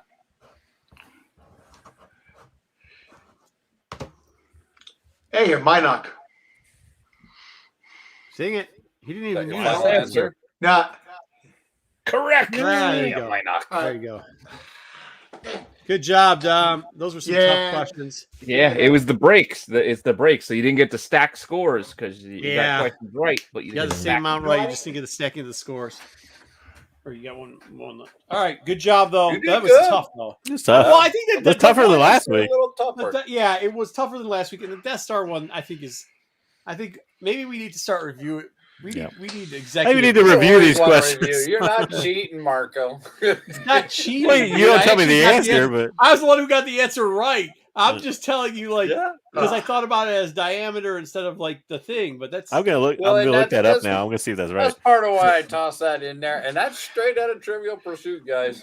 like But, the that's part of the between reason all because of it is kind of tricky for me especially. Yeah, because it's not radius. Radius is center out. It's the whole thing. I can't do metric system, and But you see- start tossing that in there, and I lose it, man. I'm like, what? See, I was always bad with math in school, which was but I got by. Mathematics Yeah. not my number one forte, but those were some really tough I, questions. it was. Oh, It was. you know the other part of that question? Which Thank Death you, Star? thank you. He's the He first. was Yeah. Death- First he one. was 2 Death Stars. That's why. Completed or uncompleted? All right. Yeah. no, it was still just the diameter. I had to look it up. That's- It's the yeah. diameter. So I said. I couldn't remember, and I didn't know if you were saying it or not. See, the questions that are hard Oh, are the ones you that are questioned me. outside. I got the question right, and then you questioned if I was right, if I was getting the I question. didn't hear it. The No, interwebs a lot tell of me us it's talking at once. 160. See, the questions that are hard are the ones that are outside the Star Wars regular trivia that are outside Absolutely. the making of Star Wars, because people wouldn't know that. if you watch the documentaries on the making of Star Wars, you would know the outside stuff. In the question didn't say that. He Solo said it during the thing. Yeah. Dom did great. Solo trying to be tricky with the Brett Burt. Like, what are you talking about the sound guy for? All right, let's not no confuse more people. Sitcoms and no more math. All right, let's No, I say you keep sitcoms, you keep the math. I like them both. Easy questions there. Is it dimension? Look, I got hit with a curveball. I swung and missed twice, which is hey. If you watch the tape, Dom, if you watch the tape, I do say go with my answer because they're talking about the bench. Like I know. All right, that's 2 for 2, you guys. All right, it's right there. All right. What else do we got? One of these weeks, Solo, you're gonna have to send it to Marco so I can take part because I can do that. I can't take part when I know the answer. All right. It would have been a little bit easier if you asked like how big the opening was. Don't worry, we've already got a whole setup for Solo. He's not going to be excluded from doing this. So. Don't worry, don't worry. I'll come with the questions for that one. It's not about how many. Just remember, right. It's about how much fun you have. Just remember, you put a sitcom question and a math question in there. Remember that. There was a trick question in that first one too, because that's not really wedge. I know. It's fake wedge. Yeah, I know. Yeah, fake wedge. All right. What else do you have? Anything? No, I think we're all done. We got all our segments done. 35 people. Are we going to talk wrestling? No, that's on the Wednesday show. All right, hey, show up to Rennavision. Do you want to talk wrestling? Because I got some things to say. No. If you're not sub, make sure you're subbed over there. Make sure you hit the Wednesday so the tech show. We're gonna have a ton of con information. We actually did a lot of interviews with people. They gave it from dealers. They're gonna give you the inside chat. Some were very nice and gave us numbers on what stuff was selling for. Other ones were we're not going to give you the. I mean, I know the numbers, but they weren't giving you the numbers on keeping it close to the interwebs. Yes. So we should have them there for you. There's going to be some funny jokes. We do have to try to edit some of the stuff because some doxing went on because people know people's actual names and stuff. So we got to try to edit that down a little bit. I'll do my best over the next 2 days to do. Oh, it's not me. I mean, nobody doxed, but there's other people on this channel whose names got brought up, and you guys should listen to it in the background because it's kind of funny, but we can't use it because it's. And we're gonna have a guest. Who? Oh, Comic Man Andy. He's coming. Oh, you're the one who told me. Dude, it's been a lot. Oh, yeah. Ask Dom. Everybody. This is the one thing I'll say. Not one person was on that floor for more hours than I was. And Dom can attest to this. I can tell you that. He disappeared everywhere he went. Every time I tried to find him, he's on one side. He's on the other side. He was all over the place. That's why he needs those 4 pairs of shoes. That's right. He went through the shoes. He would wear a pair, go back, put another ones on, and go to the other side. Well, I mean, that's what it makes time fly too. But it's like you'll see some of it too. Like people are coming and asking because they got rare books. So they'll like, where's Marco? Bring him over here. We got 2 dealers wanting to buy something. Can you give us some advice? Or like, hey, there's a rare Boba Fett. What do you think the pricing is on it? Or whatever. You choose, how's this guy going over there? And or there's a problem with signing people. Like, I don't know, man. Christmas gift idea for Marco is to get like one of those big shoe racks that they have at like bowling alleys, and you can just like wheel it in behind the table. I hate you guys, man. Like, what?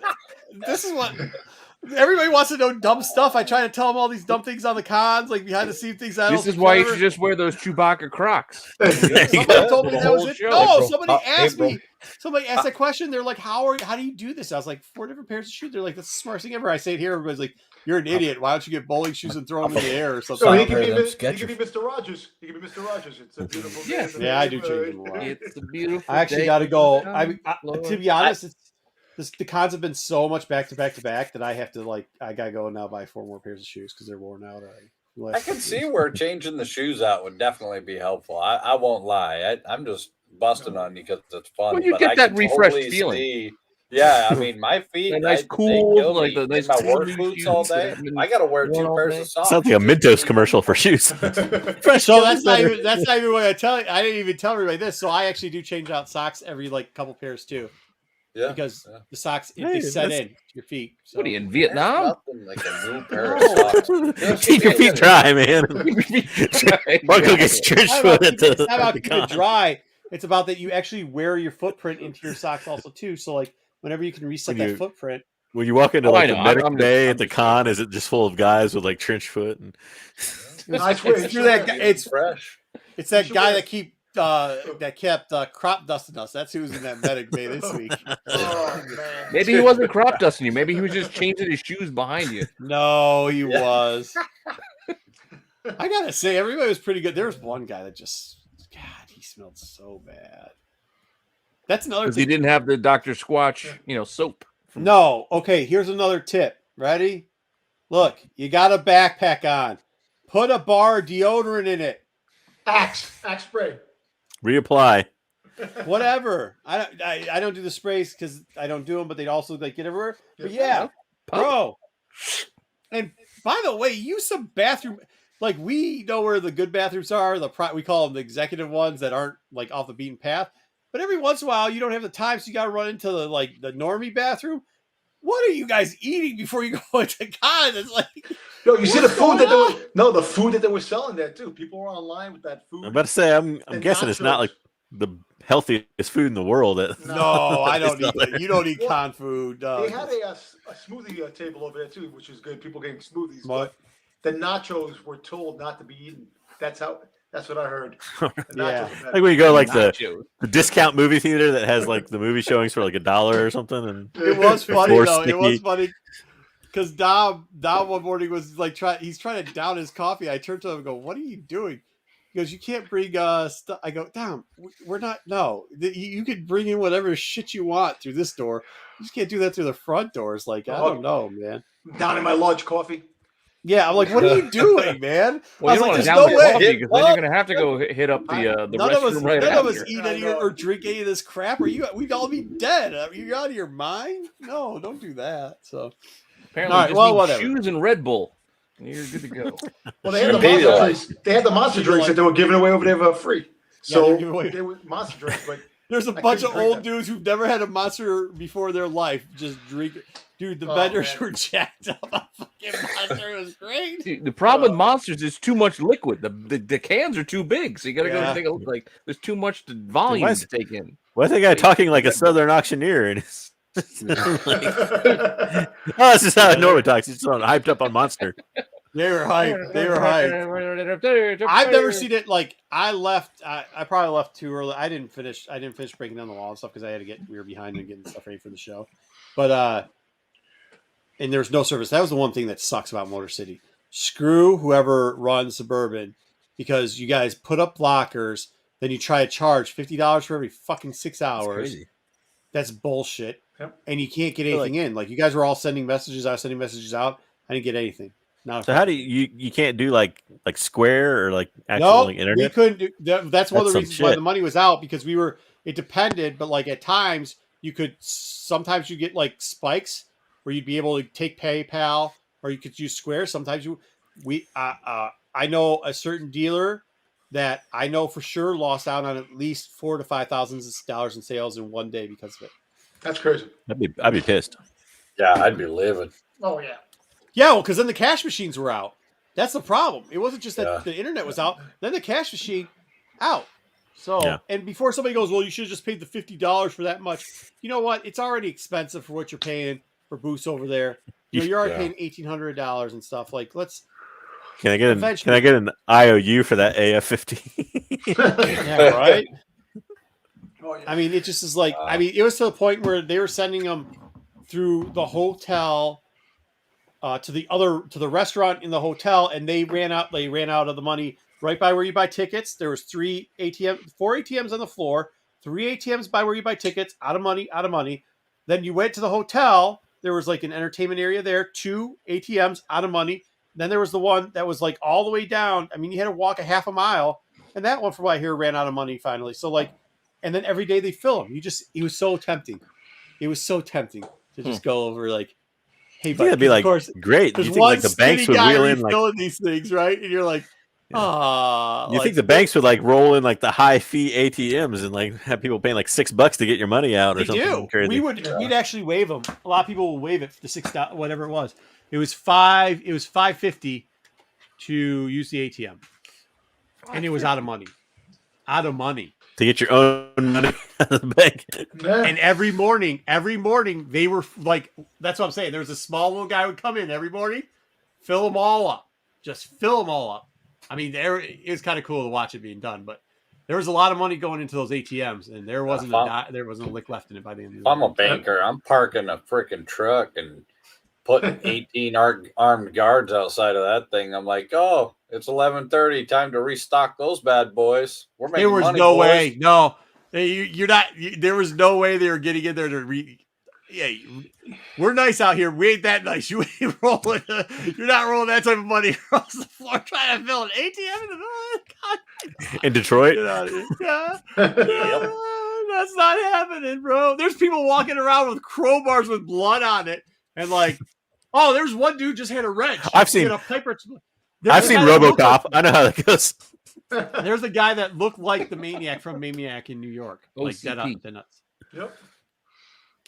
And he wasn't even dressed up for the con. That's just how. Yeah. When we do have Ruben on, I want to hear his Carrie Fisher complimenting him on his cologne story because I'm really chatting with him in the chat. Please tell me your response was I know.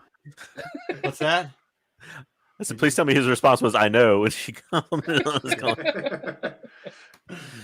She's like, you're the only one that smells like it. All right. Well, we'll see Rennavision on Wednesday. We've been too late. I gotta get to bed. Me. Bed schmed. Yeah, bed schmed. All right. We'll see y'all later. Thanks for watching. Thanks for giving thumbs up. And thanks, guys. Peter, you take us out? I got us that one. You're ready. Thank you, brother. Do it. All right. Thanks, Dom. Take it easy, guys. You guys.